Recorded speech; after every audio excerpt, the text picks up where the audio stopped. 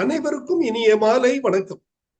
Bomb graduates forum சார்பில் தொடர்ந்து நடத்தப்படும் இன்று ஒரு தொழில்நுட்பம் நிகழ்ச்சிக்கு உங்கள் அனைவரையும் வருக வருக என வரவேற்கிறேன். இன்றைய நிகழ்ச்சி நமது குழுவின் மூலம் நடத்தப்படும் 642வது நிகழ்ச்சியாகும். இன்றைய நிகழ்ச்சி தலைப்பு awareness programme on ISO 9001 quality management system என்பது ஆகும். இந்த நிகழ்ச்சி தொடர்பான தகவல்களை நமக்கு வழங்கிட சிறப்பு விருந்தினராக இங்கே வருகை புரிந்துள்ளார் ISO கன்சல்டன்ட் மற்றும் மேனேஜ்மெண்ட் சிஸ்டம் கன்சல்டன்ட் திரு எஸ் வளனரசு அவர்கள். இவர் கோவையை சார்ந்தவர். வாருங்கள், அவருடன் இணைவோம், நிகழ்ச்சிக்கு செல்வோம்.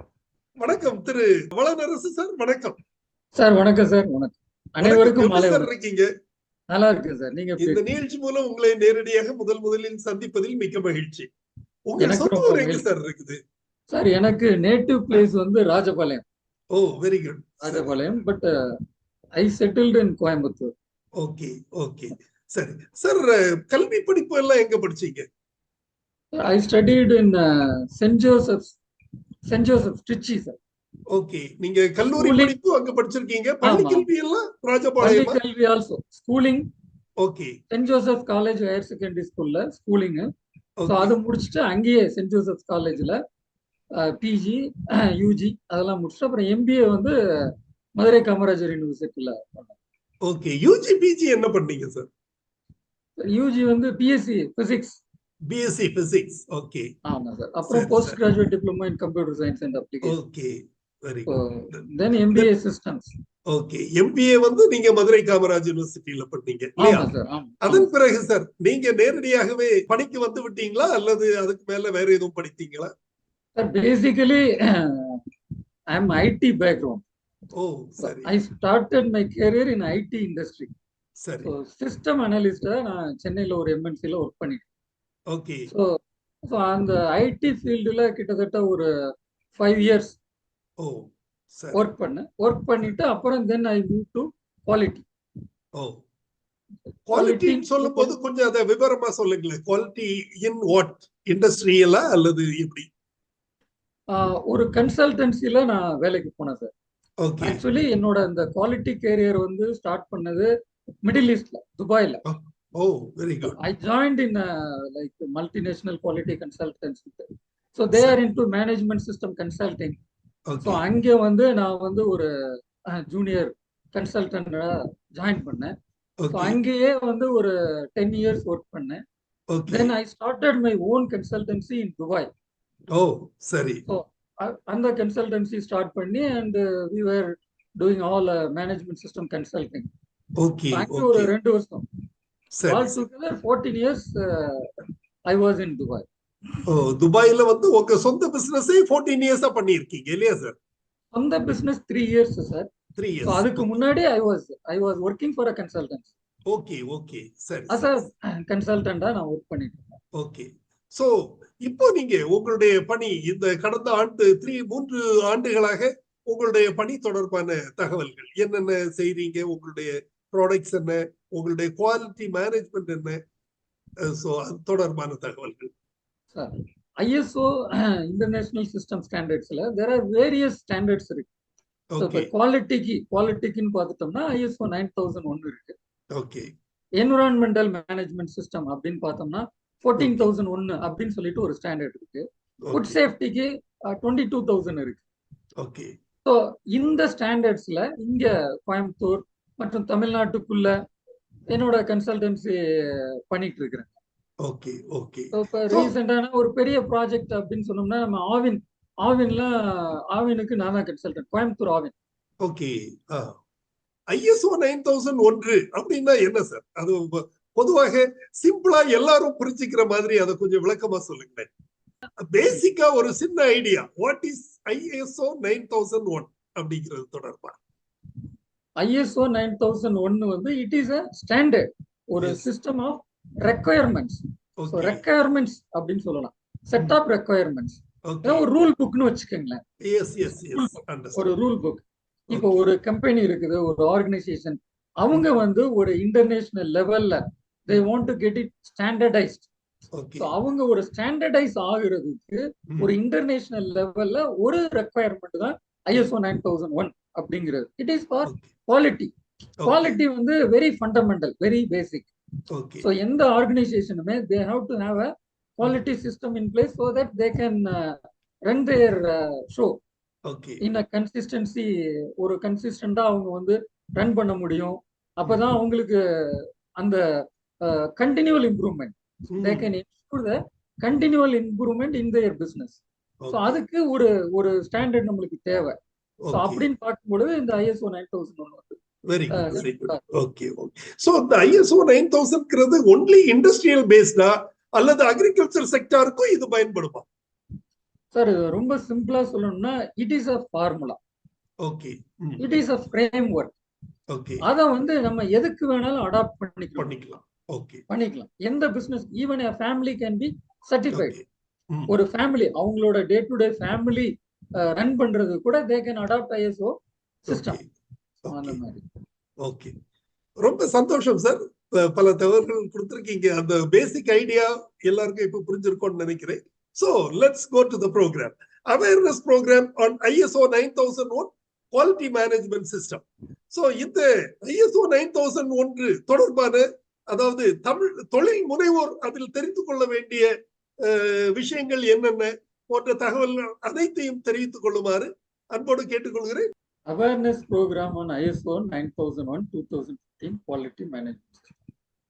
So the objective of the program என்ன அப்படின்னு சொல்லிட்டு பார்த்தோம்னா, to create an awareness on ISO 9001-2015 International Quality Management System Standard. So இதை வந்து நான் வந்து ஒரு சின்ன ஒரு என்னோட எக்ஸ்பீரியன்ஸ்ல இருந்து ஆரம்பிக்கலாம் அப்படின்னு சொல்லிட்டு நான் பார்க்குறேன். ஸோ நான் யூஸ்வலாக நான் துபாயில் இருக்கும் பொழுது, பேச்சுலராக இருக்கும் பொழுது ஒரு ரெஸ்டாரண்ட்ல போய் நான் சாப்பிடுவேங்க.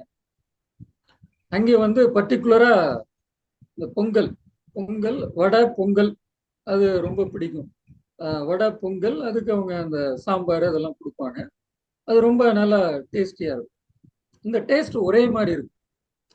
ஸோ அப்போ திடீர்னு ஒரு நாள் வந்து அந்த அந்த பொங்கல் அந்த வடை அது சரியில்லை. சரி, அடுத்த நாளும் போறாங்க, அடுத்த நாளும் சரியில்லை, மூணாவது நாள் போறேன், பொங்கல் வடை அந்த டேஸ்ட் எல்லாமே மாறி இருக்கு.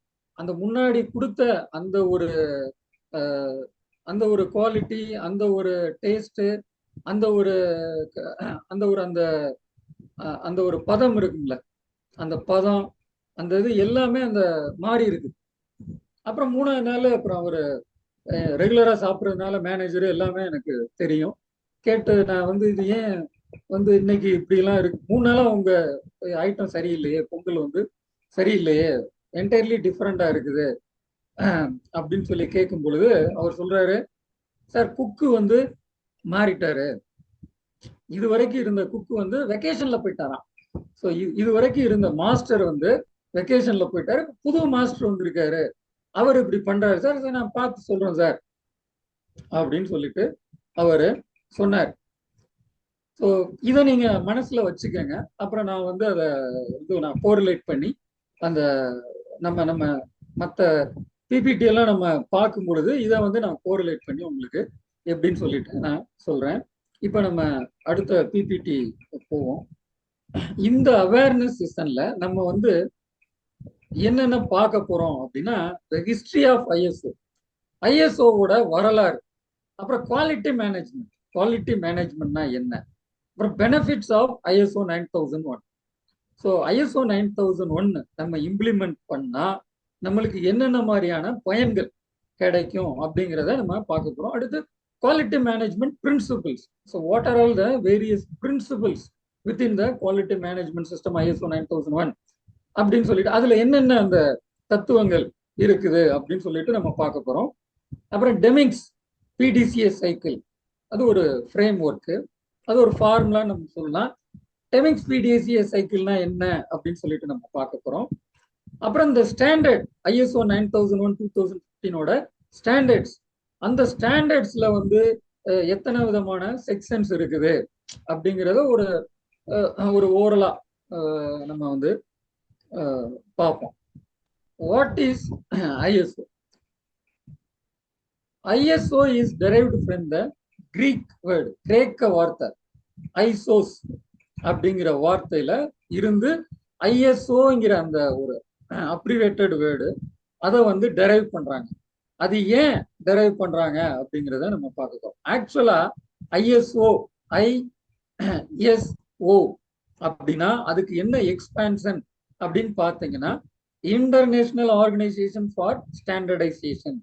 இன்டர்நேஷனல் ஆர்கனைசேஷன் ஃபார் ஸ்டாண்டர்டைசேஷன் அப்படின்னா ஐஓஎஸ்ன்னா இருக்கணும். ஆனா ஐஎஸ்ஓ அப்படின்னு சொல்லிட்டு வச்சிருக்காங்க. எதுக்கு அப்படின்னா இந்த ஐசோஸ்ங்கிற கிரேக்க வார்த்தையில இருந்து இதை அந்த 3 லெட்டரை மட்டும் எடுத்துக்கிறாங்க. எதுக்கு அப்படின்னா அது ஈக்குவல், உலகம் முழுவதும் இந்த ஸ்டாண்டர்டு வந்து ஒரு it is a standardised standard அப்படிங்கிறதுக்காக வேண்டி எல்லா இடமும் ஐஎஸ்ஓ ஸ்டாண்டர்டுங்கிறது ஈக்குவல். ஸோ இப்போ இங்க இந்தியாவில் ஒரு கம்பெனி ஐஎஸ்ஓ சர்டிஃபைடுனாலும் அதோட அவங்களோட இம்ப்ளிமெண்டேஷன் ஒரே மாதிரி தான் இருக்கும். இப்போ யூஎஸ்ல வந்து ஐஎஸ்ஓ 9001 இம்ப்ளிமெண்டட் ஆர்கனைசேஷன் ஒன்று இருக்குது அப்படின்னாலும் அதோட இம்ப்ளிமெண்டேஷன் ஒரே மாதிரி தான் இருக்கும். ஸோ இந்த மாதிரி உலகம் முழுவதும் ஸ்டாண்டர்டைஸ் பண்ணக்கூடிய ஒரு ரெக்குயர்மெண்ட் அப்படிங்கிறதுனால இந்த ஐசோஸ்ங்கிற அந்த கிரேக்க வார்த்தையில இருந்து ஐஎஸ்ஓ அப்படின்னு சொல்லிட்டு வச்சிருக்காங்க. Is the network of national standard institutes of. இந்த ஐஎஸ்ஓ அப்படிங்கிற அந்த ஆர்கனைசேஷன்ல it is a autonomous organisation, சுவிட்சர்லாந்துல இருக்குது. அது வந்து ஒரு தன்னிச்சையான ஒரு அமைப்பு. அதுல வந்து பாத்தீங்கன்னா 160+ கண்ட்ரிஸ் வந்து மெம்பரா இருக்காங்க. இப்போ ஒரு ஸ்டாண்டர்டு வெளியே வருது அப்படின்னா இந்த 160 கண்ட்ரியும் அவங்கவுங்க அந்த ஒவ்வொரு கண்ட்ரிக்கும் ஒரு குவாலிட்டி ஹெட் இருக்கும், ஒரு குவாலிட்டி கவுன்சில் இருக்கும். இப்போ ஃபார் எக்ஸாம்பிள் நம்ம இப்போ இந்தியா எடுத்துக்கிட்டோம்னா இந்தியாவில் வந்து குவாலிட்டி கவுன்சில் ஆஃப் இந்தியா அப்படின்னு இருக்கு.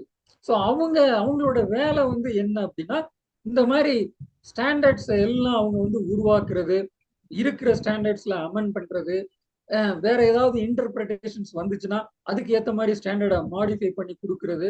ஸோ இதுதான் அவங்களோட வேலை. இப்போ நம்ம இந்தியாவில் வந்து குவாலிட்டி கவுன்சில் ஆஃப் இந்தியான்னு இருக்குது, அது மாதிரி ஒவ்வொரு கண்ட்ரிலையும் இருக்குது. ஸோ இந்த மாதிரி ஒரு 160+ கண்ட்ரிஸ் வந்து இந்த ஐஎஸ்ஓ இதுல மெம்பரா இருக்காங்க. இவங்க எல்லாமே கூடி சேர்ந்து இந்த ஒவ்வொரு அந்த குவாலிட்டி அபெக்ஸ் பாடியில ஒவ்வொரு கண்ட்ரில இருக்கிற அந்த குவாலிட்டி அபெக்ஸ் பாடியில உள்ள அந்த மெம்பர்ஸ் அவங்க எல்லாம் வந்து டிஸ்கஸ் பண்ணி ஃபார்முலேட் பண்ணி தான் ஒரு ஸ்டாண்டர்டு வந்து ரிலீஸ் ஆகும். இப்ப நம்ம நாட்டுல வந்து குவாலிட்டி கவுன்சில் ஆஃப் இந்தியா அப்படின்னு சொல்லுவாங்க. அவங்க வந்து இதுல வந்து ஒன் ஆஃப் த ஒரு மெம்பரா இருக்கிறாங்க. Part of United Nations initiatives. It is a non governmental organisation. இதை முதல்ல யாரு இனிஷியேட் பண்ணா அப்படின்னா யூகேல இருந்து இனிஷியேட் பண்ணாங்க. The International Organization for Standardization is a world wide federation of national standard bodies. நான் as I was telling நான் முன்னாடி சொன்னது மாதிரி இது வந்து எல்லா அந்த world wide federation of national standard bodies அந்த ஒவ்வொரு நேஷனல் நம்ம நாட்டில் இருக்கிற குவாலிட்டி கவுன்சில் ஆஃப் இந்தியா மாதிரி ஒவ்வொரு கண்ட்ரில இந்த இதுல இருக்கிற அந்த 160+ கண்ட்ரீஸ்ல உள்ள ஒவ்வொரு நாடும் வந்து அவங்களோட அந்த ஃபெடரேஷன் இருக்கும், குவாலிட்டி ஃபெடரேஷன். அவங்க எல்லாம் இதுல வந்து மெம்பரா இருப்பாங்க. Working through technical committees it has developed and published over. So ஐஎஸ்ஓக்குள்ள ஒரு டெக்னிக்கல் கமிட்டி அப்படின்னு சொல்லிட்டு ஒன்று இருக்கும். அவங்களோட வேலை வந்து என்ன அப்படின்னா இந்த மாதிரி ஸ்டாண்டர்ட்ஸை வந்து ஃபார்முலேட் பண்ணி அவங்க வந்து ரிலீஸ் பண்றதுக்கு முன்னாடி இந்த ஒவ்வொரு கண்ட்ரில உள்ள இந்த அபெக்ஸ் பாடி அவங்க எல்லாம் கோத்ரூ பண்ணுவாங்க. கோத்ரூ பண்ணிட்டு அவங்க ஃபீட்பேக் எல்லாம் கொடுப்பாங்க. இந்த மாதிரி எல்லாரோட ஃபீட்பேக்கையும் கன்சிடர் பண்ணி ஃபைனலா ஒரு டிராஃப்ட் ரிலீஸ் பண்ணுவாங்க. அந்த ஃபைனல் டிராஃப்ட்லயும் அகைன் ஒவ்வொரு கண்ட்ரியும் வந்து இன்டர்ப்ட் பண்ணலாம். ஸோ அவங்க ஏதாவது சஜஷன் கொடுத்தாங்கன்னா அதை எல்லாம் வாங்கிட்டு கடைசியா ஃபைனலா எல்லாரோட அப்ரூவல் படி அந்த ஸ்டாண்டர்டை வந்து அவங்க ரிலீஸ் பண்ணுவாங்க. The official purpose for the issuance of ISO standard is to facilitate world trade through standardization. நான் பிகினிங்லேயே சொன்னது மாதிரி ஸோ வேர்ல்டு ட்ரேடு நடக்கணும் அப்படின்னா ஒரு ஸ்டாண்டர்டைசேஷன் இருக்கணும். இப்போ யூஎஸ் கம்பெனி ஒன்று வந்து நம்ம இந்தியன் கம்பெனில இருந்து வாங்குது அப்படின்னா இப்போ இந்த கம்பெனி ஒரு ஸ்டாண்டர்டா இருக்கணும். அப்பதான் இப்போ ஐஎஸ்ஓங்கிறது உலக அளவில் ஒரே ஸ்டாண்டர்ட். அப்போ அவனுக்கு தெரியும் ஸோ இவன் ஐஎஸ்ஓ சர்டிஃபைடு கம்பெனினா ஓகே இவன்கிட்ட வந்து வாங்கலாம், இவன் வந்து இவனோட சிஸ்டம் எல்லாம் இப்படிதான் இருக்கும் அப்படிங்கிறதுக்கு அப்படின்னு சொல்லிட்டு அந்த ஒரு நம்பிக்கையை அந்த ஒரு இதை ஏற்படுத்தி இந்த மாதிரி வேர்ல்டு ட்ரேடு நடக்கிறதுக்கு இதெல்லாம் நம்மளுக்கு இந்த ஐஎஸ்ஓ இம்ப்ளிமெண்டேஷன் வந்து ஹெல்ப்ஃபுல்லா இருக்குது. There are various standards. இந்த ஐஎஸ்ஓ ஃபேமிலியில பாத்தீங்க அப்படின்னா தெர் ஆர் வேரியஸ் ஸ்டாண்டர்ட்ஸ். அதை பத்தி ஒரு சின்ன ஒரு பிபிடி தான் இங்க போட்டிருக்கு. இதுலயுமே ஒரு மினிமலா தான் போட்டிருக்கு, ஒரு 4-5 ஸ்டாண்டர்ட் தான் இருக்குது. ஸோ இப்போ வந்து பாத்தீங்கன்னா ISO 9001 2015 quality management system. It is a standard for quality management system. If you implement ISO 9001 you can assure quality. உங்களோட ப்ராடக்ட் குவாலிட்டியை நீங்க அஷ்யூர் பண்ணலாம். ஸோ அதே மாதிரி பார்த்தீங்கன்னா ஐஎஸ்ஓ 14001 என்விரான்மெண்டல் மேனேஜ்மெண்ட் சிஸ்டம்னு இருக்கு. சப்போஸ் உங்க பிசினஸ் என்விரான்மெண்டல் இம்பாக்ட் ஏதாவது இருக்கும், உங்க பிசினஸ்னால என்விரான்மெண்டல் பாதிக்கப்படும் அப்படின்னு இருந்தது அப்படின்னா, அப்ப என்விரான்மெண்டல் பாதிக்காம உங்களோட பிசினஸை எப்படி நம்ம ரன் பண்றது, அதுக்கு ஒரு கைட்லைன்ஸ் வேணும் அப்படின்னா நம்ம 14001 நம்ம இம்ப்ளிமெண்ட் பண்ணிக்கலாம். ஸோ அதே மாதிரி கீழே பார்த்தீங்கன்னா பிசினஸ் கண்டினியூட்டி மேனேஜ்மெண்ட். எந்த ஒரு சூழ்நிலையிலையும் நம்ம பிசினஸ் கண்டினியூட்டி வந்து விட்டுறக்கூடாது. கன்சிஸ்டண்டா நம்ம பிசினஸ் வந்து ரன் ஆகிட்டு இருக்கணும். ஸோ அதுக்கு ஏதாவது ஒரு ஸ்டாண்டர்ட் வேணும் அப்படின்னா அதுலயும் ஐஎஸ்ஓ ஃபேமிலியில இருக்குது. அது வந்து 22301. அதே மாதிரி சர்வீஸ் மேனேஜ்மெண்ட் ஐஎஸ்ஓ 20000 வந்து it is for service management. For example இப்போ வந்து பிஎஸ்என்எல், ஒரு ஏர்டெல், இவங்கெல்லாம் சர்வீஸ் இண்டஸ்ட்ரி. ஸோ இவங்களுக்கெல்லாம் எப்படி ஒரு கஸ்டமரை சாட்டிஸ்ஃபை பண்றது, இந்த கஸ்டமர் ஓரியன்டட் இந்த பிசினஸை வந்து எப்படி ஒரு நல்ல ஒரு பிசினஸா ரன் பண்றது, அதுக்கு ஒரு கைட்லைன்ஸ் வேணும் அப்படின்னா they can go for ISO 20000 standard. Information security management system இன்னைக்கு ரொம்ப ரொம்ப வெரி குரூசியலான ஒரு ஃபேக்டர். ஏன்னா நம்ம ஐடி நம்மளோட டேட்டாவுக்கு வந்து எந்த பாதிப்பும் வரக்கூடாது. ஸோ நம்மளோட டேட்டாவை எப்படி நம்ம செக்யூர் பண்றது அப்படின்னு அதுக்கு ஒரு கைட்லைன்ஸ் இருக்கு. அது வந்து 27001 ஸ்டாண்டர்ட். இதெல்லாம் வந்து ஒரு ஐஎஸ்ஓ ஃபேமிலிக்குள்ள இருக்கிற சில standards. So quality management ISO 9001 is for quality management. So இந்த நான் முன்னாடியே சொன்னது மாதிரி ஐஎஸ்ஓ 9001 ஸ்டாண்டர்ட் வந்து it is a management system for quality. So where you can assure quality on your product. Quality assurance standard அப்படின்னு சொல்லிட்டு நம்ம சொல்லலாம். So quality refers to all those features of a product or service which are required by the customer. So quality அப்படின்னு சொல்லிட்டு பார்க்கும் பொழுது customer requirements, அவங்க என்னென்ன எதிர்பார்க்கிறாங்க அப்படிங்கிறத இதுல வந்து சொல்லியிருக்கு. குவாலிட்டி மேனேஜ்மெண்ட்னா என்ன அப்படின்னு சொல்லிட்டு நம்ம பார்த்தோம் அப்படின்னா, so quality management means what the organization does to ensure that its products or services satisfy the customer quality requirements. So கஸ்டமருக்கு there is a set of requirements. So நம்ம கஸ்டமர் ரெக்குயர்மெண்ட்ஸ் மீட் பண்ணாதான் we can say quality management. We have a quality management. Comply with any regulations applicable to those products or services. அப்படி இல்லை அப்படின்னா there are certain requirements for that particular product. So when we meet or when we comply those particular requirements of particular product, then we can say that we are quality management. ஒரு example சொல்லணும் அப்படின்னா இப்போ water bottle இருக்குது. So water பாட்டில பார்த்துட்டீங்கன்னா அதுல வந்து who standard படி அதோட அந்த இன்கிரீடியன்ஸ் எல்லாமே பிரிண்ட் பண்ணியிருப்பாங்க. டிடிஎஸ் இவ்வளவு இருக்கணும், பிஹெச் இவ்வளவு இருக்கணும், பட் அதர் மினரல்ஸ்லாம் இவ்வளவு இருக்கணும். ஸோ திஸ் இஸ் ஒரு போர்ட்டபிள் வாட்டர், குடிக்கிற தண்ணிக்கு இதுதான் ஸ்டாண்டர்டு. யார் வரையறுத்திருக்காங்க அப்படின்னா ஹூ. இது மாதிரி ஒவ்வொரு கண்ட்ரிலையும் அவங்க ஸ்டாண்டர்ட் வச்சிருப்பாங்க. ஸோ அந்த ஸ்டாண்டர்டை கம்ப்ளை பண்ணி நம்மளோட ப்ராடக்ட் கொடுக்குறோம்னு வச்சுக்கோங்க. So then we can say that quality management அப்படின்னு சொல்லிட்டு நம்ம quality management also means what the organization does to enhance customer satisfaction. So quality management na enna appadina you have to enhance your customer satisfaction. So consistent ah ungaloda customer satisfaction நீங்க enhance பண்ணிட்டே இருக்கணும். So இப்போ ஒரு 80% customer is satisfied அப்படின்னா you have to focus for 90-95. அந்த மாதிரி you have to keep on enhancing your customer satisfaction. இதுதான் இப்ப இந்த ஒரே வரியில இந்த ஐஎஸ்ஓ 9001 குவாலிட்டி மேனேஜ்மெண்ட் சொன்ன அதோட இதை சொல்லணும் அப்படின்னா it is a tool for achieving continual improvement. இப்ப நம்மளோட business process continual improvement achieve பண்ணணும்னா அதுக்கு ஒரு ஃபார்முலா என்ன அப்படின்னு சொல்லிட்டு பார்த்தோம்னா ஐஎஸ்ஓ 9001 அப்படின்னு நம்ம சொல்லலாம். So when we implement, maintain the ISO 9001 quality management system, we can achieve the benefits of continual improvement. Continual improvement ஓட benefits நம்ம வந்து achieve பண்ணலாம். அதுக்கு வந்து ISO 9001 யூஸ்ஃபுல்லா இருக்கு. To be effective in whatever we do, we need a system of doing things to be consistent. கன்சிஸ்டண்டா இருக்கணும்னா நம்மளுக்கு ஒரு ப்ரொசீஜர் வேணும். நம்ம வாட்டுக்கு மானாங்கண்ணியா நம்ம வந்து பண்ண முடியாது. இப்ப நான் சொன்ன எக்ஸாம்பிள நீங்க ரீகலெக்ட் பண்ணிக்க. சொன்ன ஹோட்டல்ல வந்து அந்த ஒரு குறிப்பிட்ட நாட்கள் வந்து நல்லா இருந்தது, அதுக்கு அடுத்த நாட்கள் வந்து சரியில்லை அப்படின்னா அங்க they don't maintain the consistency. அவங்களால கன்சிஸ்டன்சி மெயின்டைன் பண்ண முடியல. ஏன் அப்படின்னா they depend on the cook. அவர் ராமசாமியோ கந்தசாமியோ அவர் இருந்தா தான் இதை பண்ண முடியும் அப்படிங்கிற மாதிரி அவங்க வந்து ஒரு மேன் டிபெண்டா இருக்கிறாங்க. ஸோ மேன் டிபெண்டா இருந்தா we cannot ensure the consistency. அப்ப அவங்க என்ன இப்ப ஐஎஸ்ஓ வந்து என்ன பண்ணும் அப்படின்னா அதே பொங்கல் அந்த எக்ஸாம்பிள நம்ம எடுத்துக்கோம். ஸோ அந்த பொங்கலுக்குரிய ஃபார்முலாவை அது என்னென்ன இன்கிரீடியன்ஸ் போடணும், அது என்னென்ன இது எவ்வளவு பருப்பு சேர்க்கணும், எவ்வளவு அரிசி சேர்க்கணும், மற்ற எல்லா இன்கிரீடியன்ஸும் எவ்வளவு போடணும், எவ்வளவு தூரத்துக்கு அதை வேக வைக்கணும் அப்படிங்கிறத அவங்க வந்து ஸ்டாண்டர்டைஸ் பண்ணல. அது ஒரு ப்ரொசீஜரா அவங்க வந்து கொண்டுட்டு வரல. அப்படி அவங்க ஒரு ப்ரொசீஜரா அவங்க வச்சிருந்தாங்கன்னா அவங்க வந்து they need not depend upon the cook. எவன் வந்தாலும் இதுதான்ப்பா ஃபார்முலா, இதை வச்சு நீ பண்ணு. ஸோ இந்தந்த இடத்துல நீ இதை வந்து செக் பண்ணிக்கணும், சரியான பதமா வந்திருக்குதா, ஸோ எதிர்பார்க்கிற டேஸ்ட் வருதா அப்படிங்கிறத செக் பண்ணிக்க. ஸோ இதை வந்து இவ்வளவு தூரத்துக்கு நீ இவ்வளவு டைமுக்கு நீ வந்து அதை வேக வைக்கணும், இந்த டைம்ல அதை எடுக்கணும், இந்த பக்குவமா இருக்கணும். அதையெல்லாம் அவங்க வந்து என்ன பண்ணிட்டாங்க, ஸ்டாண்டர்டைஸ் பண்ண தவறிட்டாங்க. ஸோ ஐஎஸ்ஓ வந்து என்ன சொல்லி தரும் அப்படின்னா இதெல்லாம் எப்படி நம்ம வந்து ஸ்டாண்டர்டைஸ் பண்றது அப்படிங்கிறத நம்ம சொல்லி கொடுக்கும்.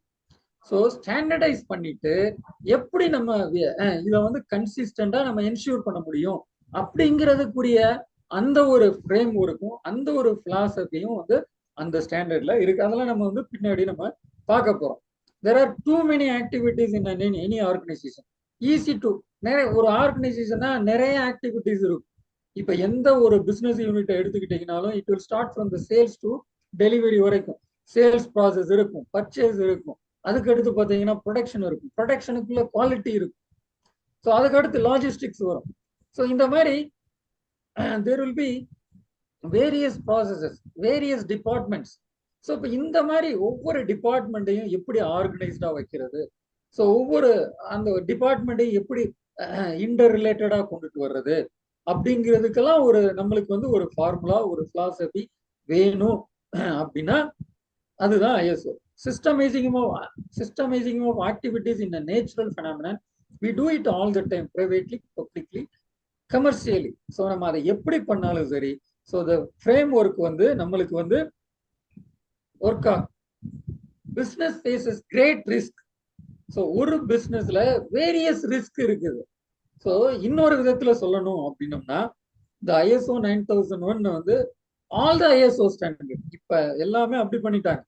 எல்லா ISO ஸ்டாண்டர்டுமே we can say each standard is a risk management tool அப்படின்னு சொல்லிட்டு நம்ம சொல்லலாம். ஸோ ரிஸ்க் மேனேஜ்மெண்ட் பிலாசபிஸ் அப்படின்னு நம்ம சொல்லிக்கலாம், ரிஸ்க் மேனேஜ்மெண்ட் ஃபார்முலா அப்படின்னு சொல்லிக்கலாம். இப்ப 9001 is a risk management tool for quality. குவாலிட்டியை எப்படி என்ஷூர் பண்றது, அந்த ரிஸ்கை வந்து மேனேஜ் பண்ணணும்னா 9001 நான் முன்னாடியே சொன்னது மாதிரி. ஸோ நம்மளோட பிசினஸ் வந்து we have a impact on environment. So அதை வந்து நம்ம அப்படியே பண்ண முடியாது. ஸோ என்விரான்மெண்ட்டை நம்ம வந்து பொல்யூட் பண்ண முடியாது. ஸோ அந்த ரிஸ்கை எப்படி நம்ம மேனேஜ் பண்றது அப்படின்னா we should go for ISO 14001. So நம்ம வேலை பார்க்குற இடத்துல நம்மளுக்கு ஆக்குபேஷனல் சேஃப்டி வந்து ஒரு ரிஸ்கா இருக்குது. For example construction industry. So அங்கெல்லாம் வந்து சேஃப்டி இஸ் ஹை ரிஸ்க். பார்த்தீங்கன்னா அவன் வந்து பார்த்தீங்கன்னா ஒரு 800 மீட்டர்ல இருந்து ஒர்க் பண்ணிட்டு இருப்பான். ஸோ அங்கே 800 மீட்டர்ல எப்படி அவன் சேஃபா ஒர்க் பண்றது, அந்த சேஃப்டியை வந்து நம்ம வந்து என்ஷூர் பண்ணணும். அதுக்கு we should adopt the standard for occupational health and safety management system. It is nothing but ISO 45001. So இந்த மாதிரி வேரியஸ் ரிஸ்கை வந்து மேனேஜ் பண்றதுக்குரிய டூல்ஸ் வந்து இந்த ஐஎஸ்ஓ ஃபேமிலிஸ்குள்ள இருக்கு. Every major economy in the world adopts it. All the major economy, they adopt because governments gives recognition to it. Government recognise பண்ணுது. ஏன் அப்படின்னா கவர்மெண்டோட குவாலிட்டி எஃபெக்ட்ஸ் படி அதுல மெம்பரா இருக்குது. அவங்க அதை ஃபார்முலேட் பண்ணிட்டு அதை வெளியிட்டு இம்ப்ளிமெண்ட் பண்ணி அதை வந்து டிபேட் பண்ணி எல்லா விதத்திலையும் வந்து அவங்க வந்து இன்வால்வ் ஆகுறாங்க. Because it works. Ultimately that is important. The system works. So அதனால வி நீட் டு அடாப்ட் அப்படின்னு சொல்லிட்டு சொல்றாங்க. So all together ISO is nothing but success. It can give only success. Benefits பாருங்க. So there are obvious internal potential benefits. Competitive advantage. You can compete with anybody. Commitment to details for the scope, quality, security, services. So ஏன்னா இதெல்லாமே வந்து நம்ம வந்து ensure பண்ணலாம். நம்ம quality, security, service, better employee engagement through training, communication and accountability. இதெல்லாம் நம்ம வந்து டீட்டெயிலா நம்ம பார்ப்போம். ஏன்னா இந்த ISO வந்து எந்த பிரின்சிபிள்ஸை வச்சு இந்த ISO 9001 ஸ்டாண்டர்டை டெவலப் பண்ணியிருக்கிறாங்க அப்படிங்கிறத நம்ம வந்து பார்க்க போறோம். ஸோ அது அப்போ அதுல வந்து உங்களுக்கு தெரியும் அந்த பீப்புள் இன்வால்வ்மெண்ட்ங்கிறது எவ்வளவு தூரத்துக்கு அதுல வந்து ஒன் ஆஃப் த பில்லர்ஸா இருக்குது அப்படிங்கிறத நீங்க தெரிஞ்சுக்குவீங்க. ஃபார்மலைஸ்டு ரிப்பீட்டபிள் ப்ராசஸஸ். நம்ம வந்து ரிப்பீட்டேஷன்லாம் நம்ம வந்து கட் பண்ணி ISO இம்ப்ளிமெண்ட் பண்ணும்போது ரிப்பீட்டேஷன் இருக்காது. So accountability at all levels. Accountability ஒவ்வொருவருக்கும் அக்கௌண்டபிலிட்டி இருக்கும். Ongoing internal and external audits. So there will be a checking, audit, inspection இருக்கும். ஸோ இன்ஸ்பெக்ஷன் இருக்கும் பொழுது நம்மளுக்கு வந்து எங்க வீக்னஸ் இருக்குது அப்படின்னு சொல்லிட்டு நம்ம கண்டுபிடிக்கலாம். ஸோ வீக்னஸ் இருந்தா அதை கரெக்ட் பண்ணிட்டு அடுத்த லெவலுக்கு நம்ம போகலாம். ஸோ ஆல்ரெடி நம்ம செட் பண்ணியிருக்க ப்ராசஸ் படி நடக்குது அப்படின்னா ஸோ இதை எப்படி நம்ம பெட்டரா கொண்டு போகலாம் நம்ம ஏற்கனவே பார்த்தோம். ஸோ ISO வந்து we need to enhance our customer satisfaction அப்படின்னு சொல்லிட்டு. ஸோ ஆல்ரெடி நம்ம வந்து as per our implemented system நம்ம வந்து பண்ணிட்டு இருக்கிறோம் அப்படின்னா அடுத்த லெவலுக்கு நம்ம எப்படி போகலாம் அப்படிங்கிறதுக்குரிய ஃப்ரேம் ஒர்க்கும் ISOக்குள்ள இருக்குது. இதெல்லாம் வந்து நம்மளுக்கு இருக்கிற benefits. Better governance and management of suppliers and outsourced processes. So நம்மளோட சப்ளையர்ஸ், சப்கான்ட்ராக்டர்ஸ் அவங்களையெல்லாம் நம்ம வந்து எஃபெக்டிவா எப்படி மேனேஜ் பண்றது அப்படிங்கிறதுக்குரிய அந்த ஒரு பிரின்சிபல் மெத்தடு ISOக்குள்ள இருக்கு. More efficient ability to change. So இது வந்து ஒன்ஸ் செட் பண்ணா இப்படிதான் கிடையாது, அப்படி கிடையாது. ஸோ இதை வந்து நம்ம எப்போ வேணாலும் நம்ம வந்து என்ன பண்ணிக்கலாம், அமெண்ட் பண்ணிக்கலாம். Reduction in duplicate effort. டூப்ளிகேஷனை வந்து அவாய்ட் பண்ணும். International expert consensus on state of the art practices for quality management. So நம்மளுக்கு வந்து ஒரு பெஸ்ட் இண்டஸ்ட்ரியல் ப்ராக்டிசஸ் வந்து நம்மளுக்கு கிடைக்கும். So common language for dealing with customers நான் முன்னாடியே சொன்னது மாதிரி. ஸோ ISO கம்பெனி அப்படின்னா அவங்களுக்கு அந்த ஒரு காமன் அந்த புரிதல் இருக்கும். Increase efficiency and effectiveness. Efficiency increase ஆகும், எஃபெக்டிவ்னஸும் இன்க்ரீஸ் ஆகும். Model for continual improvement. இது வந்து it is a very good model for continual improvement. Continual இம்ப்ரூவ்மெண்ட்டுக்கு இது வந்து ஒரு மிகப்பெரிய ஒரு model. Model for satisfying customers and other stakeholders. So நம்மளோட ஸ்டேக் ஹோல்டர்ஸ், நம்மளோட கஸ்டமர்ஸ் அவங்களை எல்லாம் நம்ம வந்து சாட்டிஸ்ஃபை பண்றதுக்கு இது வந்து ஒரு மிகச்சிறந்த ஒரு framework. Build quality into product and services from design onwards. So நம்ம இண்டஸ்ட்ரி, சர்வீஸ் இண்டஸ்ட்ரியா இருந்தாலும் சரி, ப்ராடக்ட் இண்டஸ்ட்ரியா நம்ம ஒரு ப்ராடக்டை பண்ணாலும் சரி, ஸ்கூல் மாதிரி அல்லது பேங்க் மாதிரி அல்லது இது கம்யூனிகேஷன் நெட்வொர்க் மாதிரி சர்வீஸ் இண்டஸ்ட்ரியா இருந்தாலும் நம்ம வந்து குவாலிட்டியை பில்ட் பண்ண முடியும். Address environmental concerns of customers and public and comply with government regulations. இதுல வந்து ஒன் ஆஃப் த ரெக்குயர்மெண்ட்ஸ் வந்து என்ன அப்படின்னு சொல்லிட்டு பாத்தீங்கன்னா, comply with applicable statutory and regulatory requirements. ஸ்டாண்டர்ட்ல வந்து ஒரு ஒன் ஆஃப் த ரூல் அப்படி இருக்கு. அப்ப நம்ம வந்து நம்மளோட பிசினஸுக்கு என்னென்ன நம்ம ஸ்டாச்சுட்டரி ரெகுலேட்டரி ரெக்குயர்மெண்ட் இருக்கோ அதெல்லாம் நம்ம அடாப்ட் பண்ணியே ஆகணும். நம்ம வந்து ISO இம்ப்ளிமெண்ட் பண்ணோம்னா அதுல எல்லாம் நம்ம வந்து தப்பிக்க முடியாது. ஃபார் எக்ஸாம்பிள் நம்ம வந்து என்விரான்மெண்டல் போர்ட்ல இருந்து, பொல்யூஷன் கண்ட்ரோல் போர்ட்ல இருந்து நம்ம அவங்கள்ட்ட கிளியரன்ஸ் வாங்கணும் அப்படின்னு லா இருந்தது அப்படின்னா நம்ம ISO இம்ப்ளிமெண்ட் பண்ணோம்னா கண்டிப்பா அதை வாங்கி தான் ஆகணும். ஸோ இந்த மாதிரி என்னென்ன வாட் ஆர் த வேரியஸ் ஒரு ஒரு முனிசிபாலிட்டியில இருந்து ஒரு கார்பரேஷன்ல இருந்து அவங்களோட லோக்கல் ரெக்குவயர்மெண்ட்ஸ், அதே மாதிரி ஒரு நேஷன் லெவல்ல இருக்கக்கூடிய ரெக்குவயர்மெண்ட்ஸ் எல்லாத்தையுமே நம்ம வந்து கம்ப்ளை பண்ணி ஆகணும், நம்ம வந்து ஃபாலோ பண்ணி ஆகணும். இன்டகிரேட் வித் குளோபல் எக்கனாமி, ஈஸியா நம்ம வந்து குளோபல், ஏன்னா நம்ம ஐஎஸ்ஓ சர்டிஃபைட்னாலே we can easily get into international business. அப்ப குளோபல் எக்கனாமி கூட நம்ம ஈஸியா கனெக்ட் ஆக முடியும். சஸ்டைனபிள் பிசினஸ், நான் முன்னாடியே சொன்னது மாதிரி there will be a sustainable business unifying base for industry sectors. அதான் இது வந்து ஒரு யூனிஃபையிங் பேஸ், ஒரு யூனிஃபையிங் பேஸ், உலகம் முழுவதும் இருக்கிற ஒரே ஒரு அந்த எல்லாத்தையும் ஒரே நேர்கோட்டில் இணைக்கக்கூடிய ஒரு ரெக்குவயர்மெண்டா இருக்குது. Qualify suppliers for global supply chain. சப்ளையர்ஸுக்குன்னு இப்ப நம்ம ஒரு ஆர்கனைசேஷன், நம்மளுக்கு சப்ளையர்ஸ் இருப்பாங்க, சப்கான்ட்ராக்டர்ஸ் இருப்பாங்க, அவங்களுக்கு சர்டன் ரெக்குவயர்மெண்ட்ஸ் இருக்கு. ஸோ அந்த ரெக்குவயர்மெண்ட்ஸ் எல்லாம் நம்ம மீட் பண்ணும் பொழுது இந்த சப்ளை செயின் வந்து எங்கேயுமே பிரேக் ஆகாது. So we can establish a sound supply chain.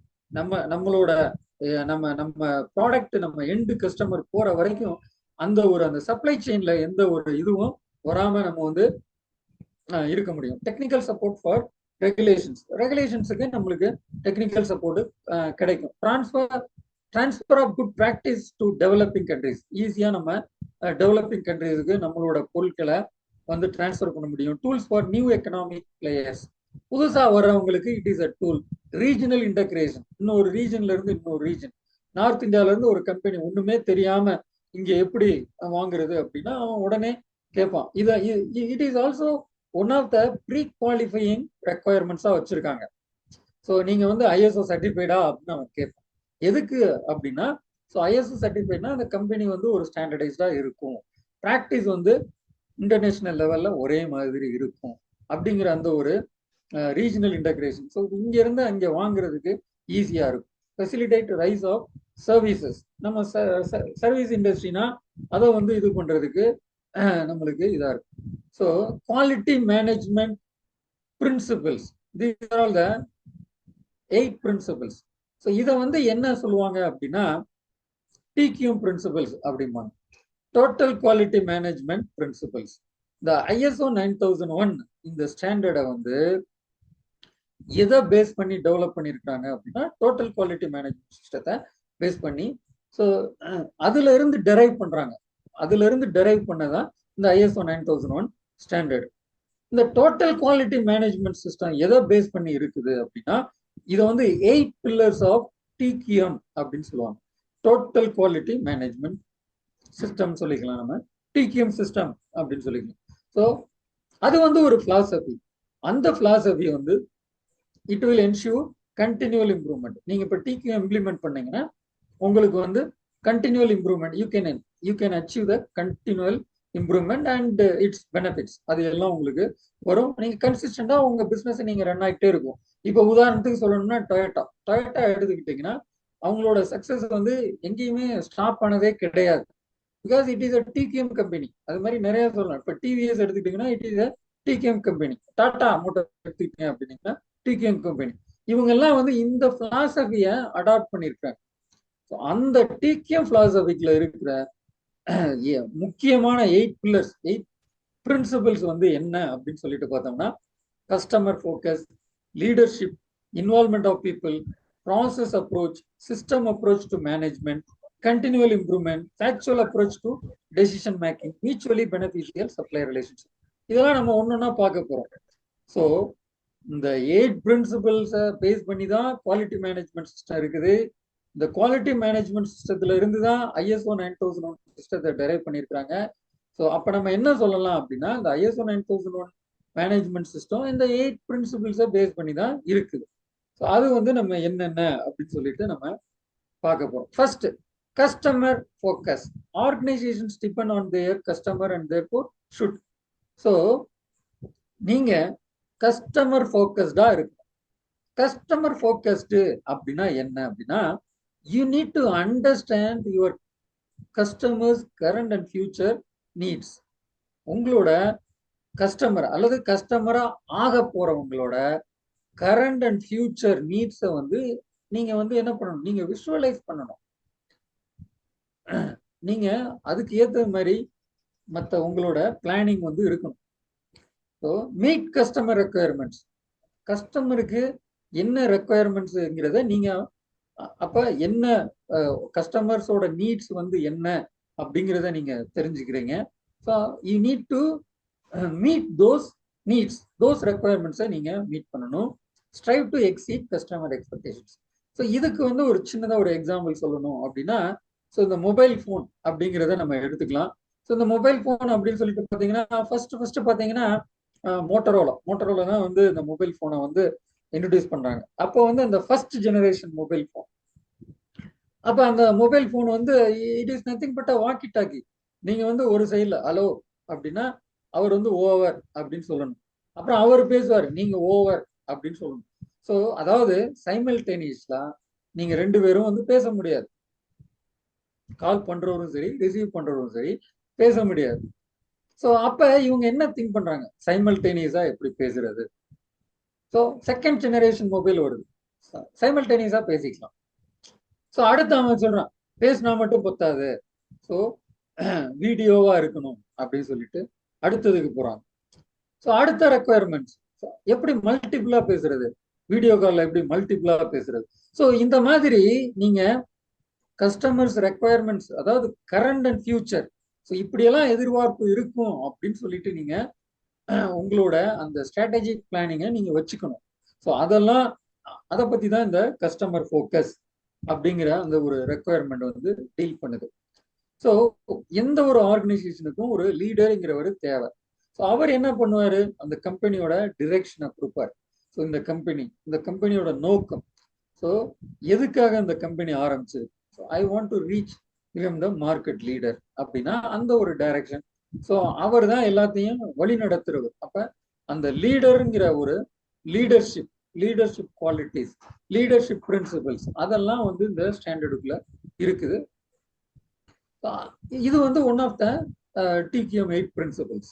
So leadership அப்படிங்கிறது. அப்ப லீடரோட வேலை வந்து என்ன அப்படின்னா, so he has to create a vision for the company and he has to give the direction to achieve the vision. So internal environment, so இதெல்லாம் achieve பண்ணணும் அப்படின்னா அந்த இன்டர்னல் என்விரான்மெண்ட்டை அவர் ஒரு கம்பெனியை உருவாக்கணும், அதுக்குள்ள வேரியஸ் டிபார்ட்மெண்ட்டை உருவாக்கணும். So what are all the various facilities and activities இருக்கணும் அப்படிங்கிறது எல்லாம் யாரு தீர்மானிக்கிறது அப்படின்னா அந்த லீடர் வந்து. அப்ப involvement of people, so leader இருக்காரு, ஸோ எல்லாம் பீப்புளோட involvement, people at all levels are the essence of the organisation and their full involvement enables their abilities to be used for the organisation's maximum benefit. So எப்படி அங்க இருக்கிற அந்த எல்லா employees அல்லது every member of the ஆர்கனைசேஷனோட அவங்களோட involvement எப்படி அந்த ஒரு அல்டிமேட் கோலை அச்சீவ் பண்றதுக்கு அப்படிங்கிறத அதுக்குரிய அந்த ரெக்குயர்மெண்ட்ஸ் அதெல்லாம் டெவலப் பண்ணது இந்த ஒரு பிரின்சிபிள் இருந்து, இன்வால்மெண்ட் ஆஃப் பீப்புள். அடுத்து ப்ராசஸ் அப்ரோச். ஸோ ப்ராசஸ் அப்ரோச்னா desired result is achieved more efficiently when related resources and activities are managed as a process.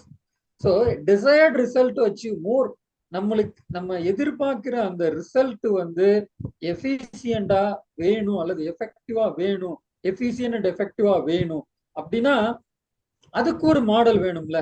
So அந்த மாடல் தான் ப்ராசஸ். ஸோ ப்ராசஸ் அப்படின்லாம் என்ன அப்படின்னு சொல்லிட்டு நம்ம வந்து அடுத்தடுத்து நம்ம பார்ப்போம். அதுக்கு இங்கேயே ஒரு டயக்ராமேட்டிக் ரெப்ரசன்டேஷன் இருக்கு. ஸோ இன்புட்ஸ், முதல்ல இன்புட் என்னென்ன அப்படின்னு சொல்லிட்டு நம்ம டிஃபைன் பண்ணணும். ஸோ அந்த இன்புட் எல்லாம் நம்ம வந்து we need to put it into action. So அப்ப அந்த செட் ஆஃப் ஆக்டிவிட்டிஸ், அப்ப அந்த நம்ம எதிர்பார்க்கிற அந்த டிசைர்டு ரிசல்ட்டுக்கு என்ன மாதிரியான இன்புட் வேணும் அப்படிங்கிறத நம்ம டிஃபைன் பண்ணணும். அப்பதான் நம்ம வந்து அந்த ஒரு ப்ராசஸ்ல நம்ம வந்து செட் பண்ண முடியும். அதுக்குரிய ஒரு சிம்பிள் டயக்ராமேட்டிக் ரெப்ரசன்டேஷன் தான். ஸோ ஆல் டுகெதர் நீங்க தெரிஞ்சுக்க வேண்டியது என்ன அப்படின்னா, so the ISO standard is based on process approach model. அதெல்லாம் நம்ம பார்ப்போம் அடுத்தடுத்த ஸ்லைட்ஸ்ல. அதே மாதிரி இப்ப ஒரு ப்ராசஸோட அவுட்புட் வந்து அடுத்த ப்ராசஸுக்கு இன்புட்டா இருக்கும். இப்போ ஃபார் எக்ஸாம்பிள் சொல்லணும் அப்படின்னா, ஸோ எல்லா ஆர்கனைசேஷன்லயுமே சேல்ஸ் டிபார்ட்மெண்ட் இருக்குது, பர்ச்சேஸ் டிபார்ட்மெண்ட் இருக்குது, ப்ரொடக்ஷன் டிபார்ட்மெண்ட் இருக்குது. இப்போ ஃபார் எக்ஸாம்பிள் சேல்ஸ் டிபார்ட்மெண்டோட அவுட்புட் வந்து என்னது? Order. they need to get customer orders from the customer. So கஸ்டமர்கிட்ட இருந்து ஆர்டர் வாங்கணும், அதுக்குண்டான வேலையெல்லாம் அவங்க பார்ப்பாங்க. So either they generate enquiry or they get enquiry. அப்போ வர்ற என்கொயரியா they need to convert into order. Enquiry has to be materialised. அதெல்லாம் அந்த சேல்ஸ் ப்ராசஸ்ல அவங்க பார்த்துக்குவாங்க. அப்ப சேல்ஸ் ப்ராசஸோட அவுட்புட் வந்து ஆர்டர். அந்த அவுட்புட் வந்து பாத்தீங்கன்னா ப்ரொடக்ஷன் ப்ராசஸுக்கு இன்புட்டா இருக்கும். அதே மாதிரி அதே அவுட்புட் பர்ச்சேஸ் ப்ராசஸுக்கும் இன்புட்டா இருக்கும். ஸோ இப்போ இதை ப்ரொடக்ஷன்ல போடணும்னா என்னென்ன வாங்கணும் அப்படிங்கிறது பர்ச்சேஸுக்கு ஒரு இன்புட்டா போகும். ஸோ அது மாதிரி ஒரு ப்ராசஸோட அவுட்புட் வந்து இன்னொரு ப்ராசஸுக்கு இன்புட்டா இருக்கும். ப்ரொடக்ஷன் ப்ராசஸ் அவங்களோட அவுட்புட் வந்து ப்ராடக்ட்ஸ், அது வந்து லாஜிஸ்டிக்ஸுக்கு, ஸ்டோர்ஸுக்கு, இவங்களுக்குலாம் அது வந்து இன்புட்டா இருக்கும். இந்த மாதிரி interlinked interrelated processes constitute the system. அதை தான் இதுல சொல்றாங்க. The application of a system of a process within an organization together identification and interaction of these processes and their management can be referred as a process approach. Process அப்ரோச்னா இதுதான். இந்த diagrammatic இந்த டயக்ராமை நீங்க மனசுல வச்சுக்கோங்க. System approach. ஸோ இந்த மாதிரி various process அதெல்லாம் இன்டர்லிங்க் ஆகி வர்றதா சிஸ்டம் அப்ரோச். இப்போ நான் சொன்னது மாதிரி இப்போ சேல்ஸ் அது எது கூட இன்டர்லிங்க் ஆகும்? பர்ச்சேஸ் கூட இன்டர்லிங்க் ஆகும். அப்புறம் ப்ரொடக்ஷன் கூட இன்டர்லிங்க் ஆகும். ப்ரொடக்ஷன் எது கூட இன்டர்லிங்க் ஆகும்? குவாலிட்டி கூட இன்டர்லிங்க் ஆகும். அப்புறம் வந்து ஸ்டோர்ஸ் கூட இன்டர்லிங்க் ஆகும். ஸோ இந்த மாதிரி interrelated processes constitute the system. அதை தான் வந்து சிஸ்டம் அப்ரோச் அப்படின்னு சொல்லிட்டு நம்ம வந்து சொல்றோம். அடுத்து கண்டினியூவல் இம்ப்ரூவ்மெண்ட். இது வந்து ரொம்ப ரொம்ப இம்பார்ட்டன்ட். ஸோ இங்க வந்து ரெண்டு கிராஃப் இருக்கு. ஒன்று வந்து கண்டினியூவல் இம்ப்ரூவ்மெண்ட், இன்னொன்று வந்து கண்டினியூஸ் இம்ப்ரூவ்மெண்ட். ஸோ இது ரெண்டுக்குள்ள டிஃபரன்ஸ் வந்து நீங்க தெரிஞ்சுக்கணும். ISO gives continual improvement, not continuous improvement. இந்த நீங்க கிராஃப் பார்த்தீங்கன்னாலே தெரியும். ஸோ இப்போ இந்த கிராஃப் வந்து பாத்தீங்கன்னா இந்த ஃபர்ஸ்ட் கிராஃப் பாருங்க, கண்டினியூவல் இம்ப்ரூவ்மெண்ட். ஸோ இது வந்து என்ன அப்படின்னா, இப்ப நம்ம வந்து ஒரு ஒரு இடத்துல நம்ம ஸ்டாண்டர்டைஸ் பண்ணிட்டு ஒரு அப்ஜெக்டிவா நம்ம மீட் பண்ணிட்டு அதை நம்ம ஸ்டாண்டர்டைஸ் பண்ணிட்டு அடுத்த லெவலுக்கு போறோம். இப்படி படிப்படியா போறோம். இப்ப ஏதாவது ஒரு லெவல்ல ப்ராப்ளம்னா நம்ம வந்து அடுத்த லெவலுக்கு வந்துடுவோம், ஜீரோ லெவலுக்கு வர மாட்டோம். இப்போ கண்டினியூஸ் இம்ப்ரூவ்மெண்ட் அப்படி கிடையாது. ஸோ கண்டினியூஸ் இம்ப்ரூவ்மெண்ட் என்ன அப்படின்னா, ஒரு அப்ஜெக்டிவே இல்லாம நம்ம வாட்டு போயிட்டே இருக்கிறது. அப்ப எங்கேயாவது ஒரு இடத்துல ப்ராப்ளம் இருந்துச்சுன்னா நம்ம ஜீரோ பொசிஷனுக்கு வந்துருவோம்.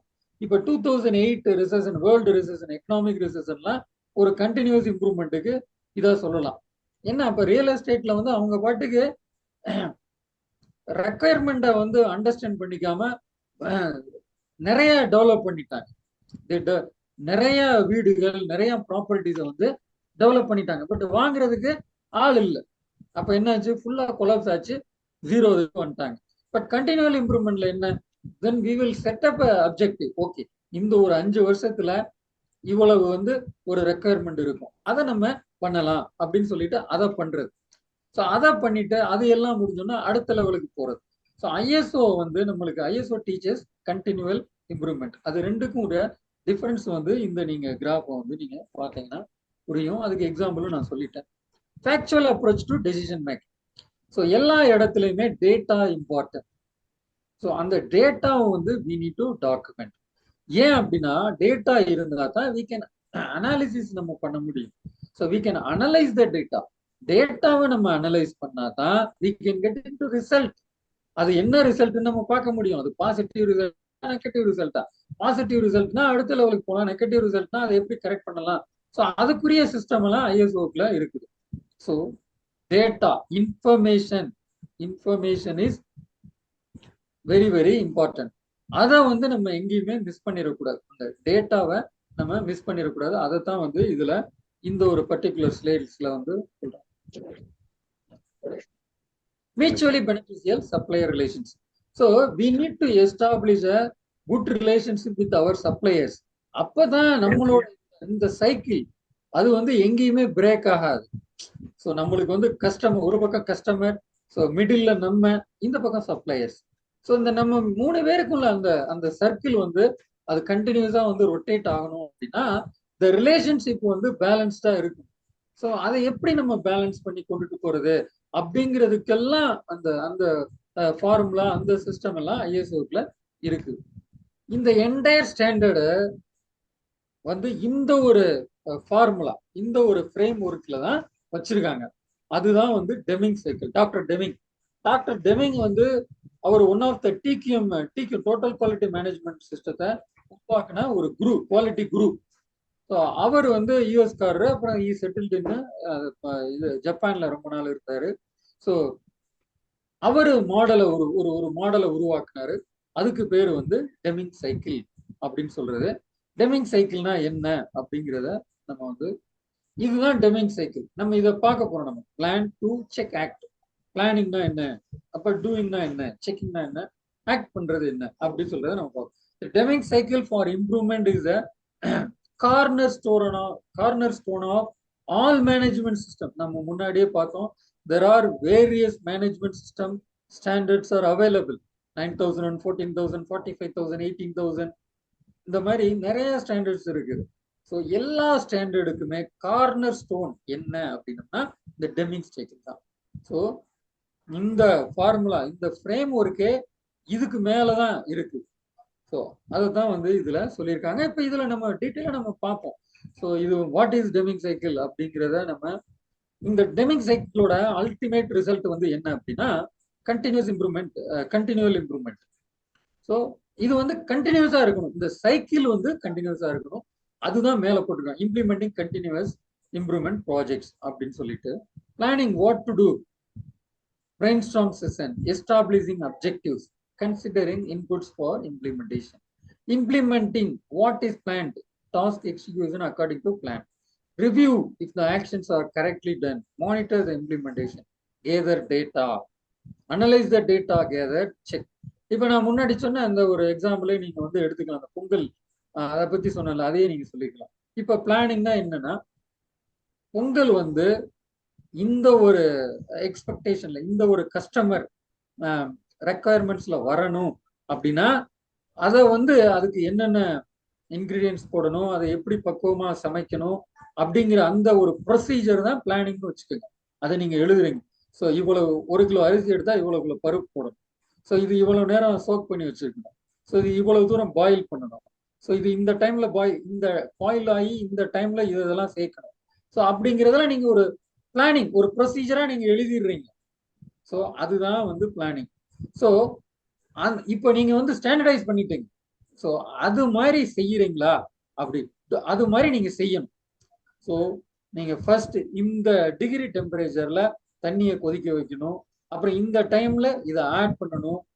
அது மாதிரி நீங்க பண்றீங்க. அதுதான் வந்து செகண்ட் ஃபேஸ். அடுத்து தேர்டு, அப்ப இந்தந்த டைம்ல இதை நீங்க செக் பண்ணணும் அப்படிங்கிறத அந்த செக் பாயிண்ட்ஸ், அந்த இன்ஸ்பெக்ஷன் பாராமீட்டர்ஸ், அந்த கேரக்டரிஸ்டிக்ஸ நீங்க எதிர்பார்க்கிற அந்த கேரக்டரிஸ்டிக்ஸ் எந்தெந்த இடத்துல எப்படி செக் பண்ணணும் அப்படிங்கிறதையும் நீங்க உங்க பிளானிங்ல வச்சுக்கோங்க. ஸோ இந்தந்த டைம்ல இதை செக் பண்ணணும். இந்த டேஸ்ட் வருதா, ஸோ இந்த பதம்ல இருக்குதா அப்படிங்கிறதெல்லாம் நீங்க செக் பண்றீங்க. அது இருக்குதா இல்லையா அப்படிங்கிறத you have to gather the data. So இந்த டைம்ல இது இப்படி இருந்துச்சு அப்படிங்கிறத you need to record it. அப்ப நீங்க ரெக்கார்ட் பண்ணாதான் உங்களுக்கு டேட்டா கிடைக்கும். அப்ப அதை நீங்க அனலைஸ் பண்ண முடியும். ஸோ இது வந்து இப்படி இல்லை, அப்ப நம்ம ரெக்கார்ட் பண்ணி அந்த டேட்டா நம்மளுக்கு அவைலபிளா இருந்தா தான் அது தப்பா இருந்துச்சுன்னா நம்மளால கரெக்ட் பண்ண முடியும். அது சரியா இருந்துச்சுன்னா ஓகே இதை எப்படி நம்ம என்ஹான்ஸ் பண்ணலாம், அதுதான் ஆக்ட். ஸோ ஆக்ட் அப்படின்னா you need to act on the non-conformity as well as you need to proact on the further enhancement அல்லது further improvement. அதுதான் வந்து ஆக்ட் அப்படின்னு சொல்றாங்க. ஸோ இந்த ஒரு ஃப்ரேம் ஒர்க், இந்த ஒரு ஃபார்முலாவை வந்து நம்ம டாக்டர் டெமிங் வந்து டிஃபைன் பண்ணாரு, கண்டுபிடிச்சாரு. Design or revise business processes components to improve results. இப்போ பாருங்க, இந்த கடைசியா நம்ம வந்து ஆக்ட் அப்படின்னு சொன்னேன். இந்த நம்ம செக் பண்ணும் பொழுது நம்மளுக்கு டேட்டா கிடைக்குது, நம்மளுக்கு மெஷர்மெண்ட் அந்த இது எல்லாமே கிடைக்குது. ஸோ அதை வந்து நம்ம அனலைஸ் பண்றோம், ஆக்ட் பண்றோம். ஸோ இப்போ இந்த ப்ரோஆக்டிவ் அப்படின்னா நம்மளோட ப்ரொசீஜரை மாற்ற வேண்டியது வரும். ஸோ நம்ம எதிர்பார்த்த இது கிடைக்கலையா, சரி ஓகே, அப்போ வந்து இன்னும் கொஞ்சம் வந்து ஃப்ளேமை இன்க்ரீஸ் பண்ண, ஹீட்டை வந்து இன்னும் கொஞ்சம் இன்க்ரீஸ் பண்ண, இல்லைன்னா இன்னும் கொஞ்சம் ஸ்லிம் பண்ண. ஸோ அந்த மாதிரி இதெல்லாம் அதுதான் இங்க சொல்றாங்க, டிசைன் ஆர் ரிவைஸ் நீங்க ஆல்ரெடி செட் பண்ணதும் அந்த செட் பண்ணதை மாடிஃபை பண்ணதும் ரெண்டுமே வந்து பிளானிங் ஃபேஸ்ல வந்துருது.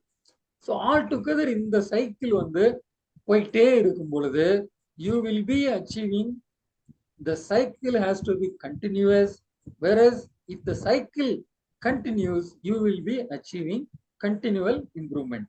So அதுதான் வந்து இந்த ஐஎஸ்ஓல இருக்கிற ஒரு philosophy.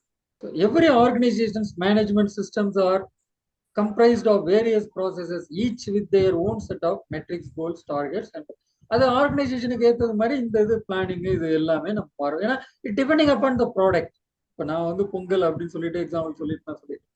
ஸோ அது மாதிரி நம்ம ஒவ்வொருத்தவங்க அந்த ப்ராடக்ட்டுக்கு ஏற்றது மாதிரி அது மாறும் அப்படிங்கிறது தான் நம்ம இதுல சொல்லியிருக்கோம். The key is to align each process PDCA cycle with the overall strategic effort.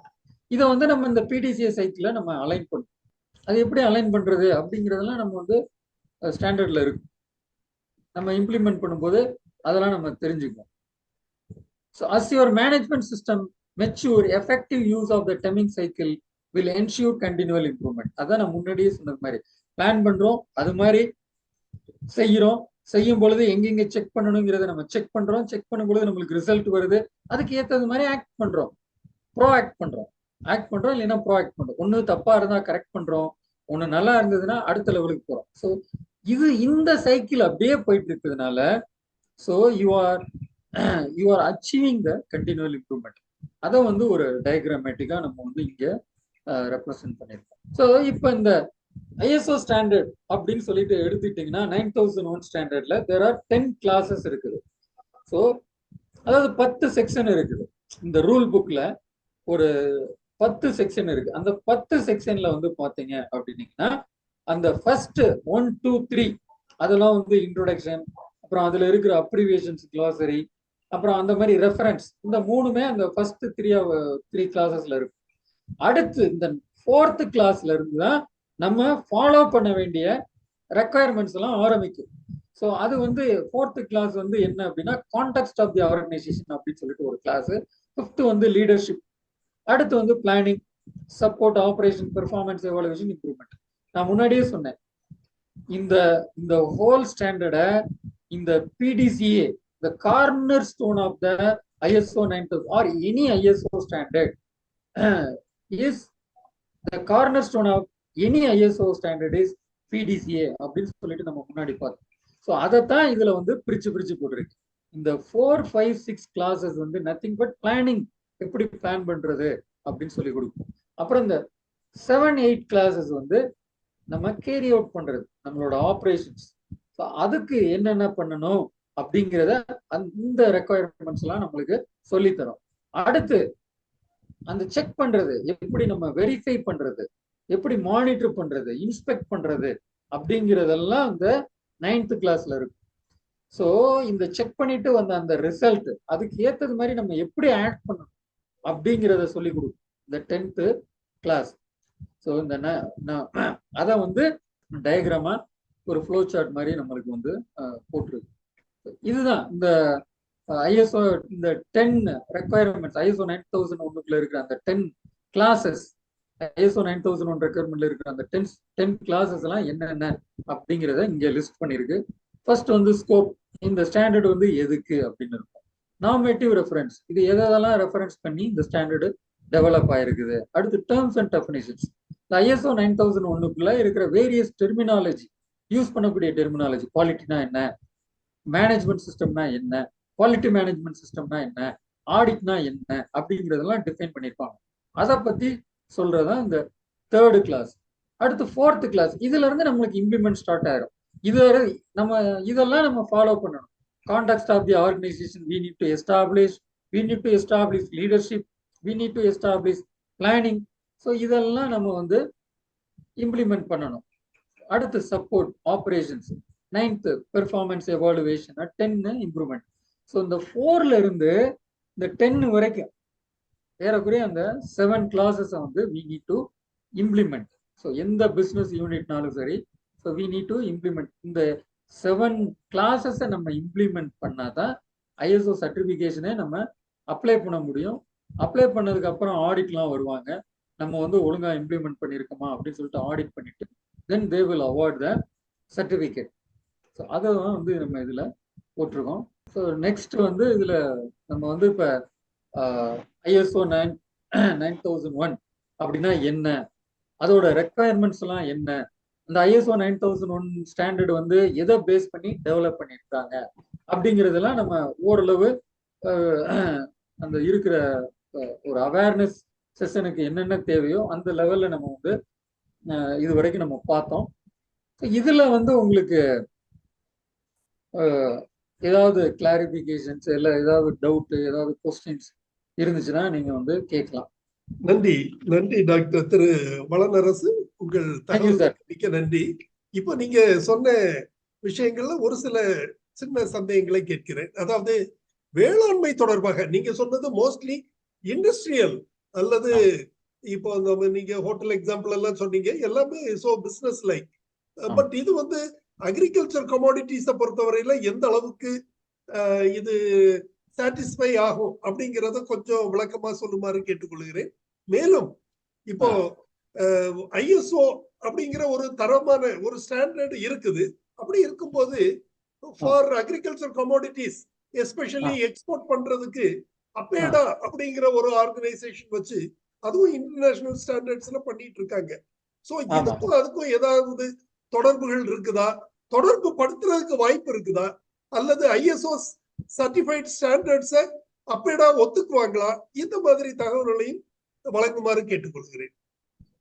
Sir APEDA வந்து அது என்டையர்லி டிஃப்ரெண்ட் ரெக்குவயர்மெண்ட் சார்.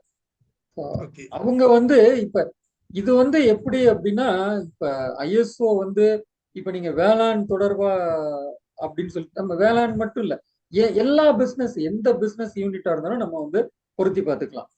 வேளாண் அப்படின்னு சொல்லிட்டு நம்ம வந்து பார்க்கும் பொழுது எல்லா ஒரு இதுலயுமே ஒரு தொழிலையுமே நம்மளுக்கு வந்து அந்த ப்ராசஸ் எல்லாம் நம்ம செட் பண்ணணும். ஸோ நம்ம வேளாண் தொழில் அப்படின்னு ஆரம்பிச்சிட்டோம் அப்படின்னோம்னாலே நம்ம எங்கே ஆரம்பிக்கிறோம் எங்கே முடிக்கிறோம். ஒரு ஃபார்மர் இருக்காருன்னா அவர் எங்கே ஆரம்பிக்கிறாரு எங்கே முடிக்கிறாரு. அப்ப அந்த இதுக்குள்ள என்னென்ன ப்ராசஸ் எல்லாம் இருக்குது, அந்த ப்ராசஸ் எல்லாம் எப்படி ஸ்டாண்டர்ட் பண்றது, அந்த ப்ராசஸ் எல்லாம் எப்படி நம்ம வந்து மெத்தடாலஜிக்கலா நம்ம வந்து பண்றது அப்படிங்கிறதுக்கு வந்து இது வந்து ஹெல்ப் பண்ணும். இப்ப பர்டிகுலரா நீங்க பாத்துட்டீங்க அப்படின்னீங்கனாலே, இப்ப ஃபார்மர்ஸ் அப்படின்னு எடுத்துக்கிட்டோம் அப்படின்னோம்னாலே அதுக்கு ISO ஸ்டாண்டர்ட் இருக்கு. இப்போ ஃபுட் சேஃப்டி ISO 22000 ரெக்குவயர்மெண்ட்ஸ் இருக்குது. ஸோ இப்போ ஒரு ஃபார்மர் இருக்காரு, அவரோட ப்ராடக்ட்ல அவர் சப்ளை பண்ணக்கூடிய ப்ராடக்ட்ல எப்படி குவாலிட்டியை என்ஷூர் பண்றது அப்படிங்கிறதுக்கு ISO ஸ்டாண்டர்டு வந்து ஹெல்ப்ஃபுல்லா இருக்கும். ஸோ எல்லாத்துக்குமே இது வந்து பயனுள்ளதா இருக்கு. நம்ம எதுக்கு வேணாலும் இதை வந்து நம்ம வந்து அடாப்ட் பண்ணிக்கலாம். இந்த நிகழ்ச்சி தொடர்பான தனது கருத்தை தெரிவிக்குமாறு திரு கந்தசாமி அவர்களை அன்போடு கேட்டுக்கொள்கிறேன். கந்தசாமி அவர்கள் திண்டுக்கல் மாவட்டத்தை சேர்ந்தவங்க, நமது குழுவின் மூத்த உறுப்பினர். Sir please. வணக்கம். வணக்கம் சார். வணக்கம். இன்றைய தினம் பாலன் அவர்கள் ISO international Organization for certification ஒரு மகத்தான தலைப்பிலே பல புள்ளி விவரங்களோடு நல்ல நல்ல தகவலை அள்ளி தந்து அதனுடைய முக்கியத்துவத்தை நமக்கு உணர்த்தி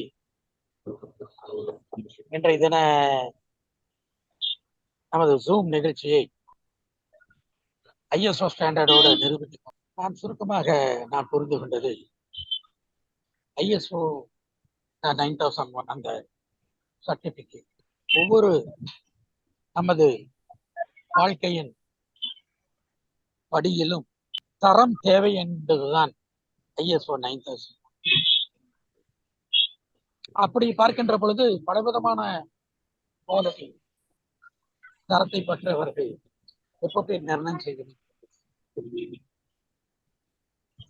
குறிப்பாக அவர்கள் ஒரு சிறு உதாரணத்தோடு, அவர் ஒரு ஹோட்டலிலே தினந்தோறும் சாப்பிடுகின்ற பொங்கல் வடை அந்த தரம் குறிப்பிட்ட சில நாட்களுக்கு பின்னாலே குறைந்துவிட்டது.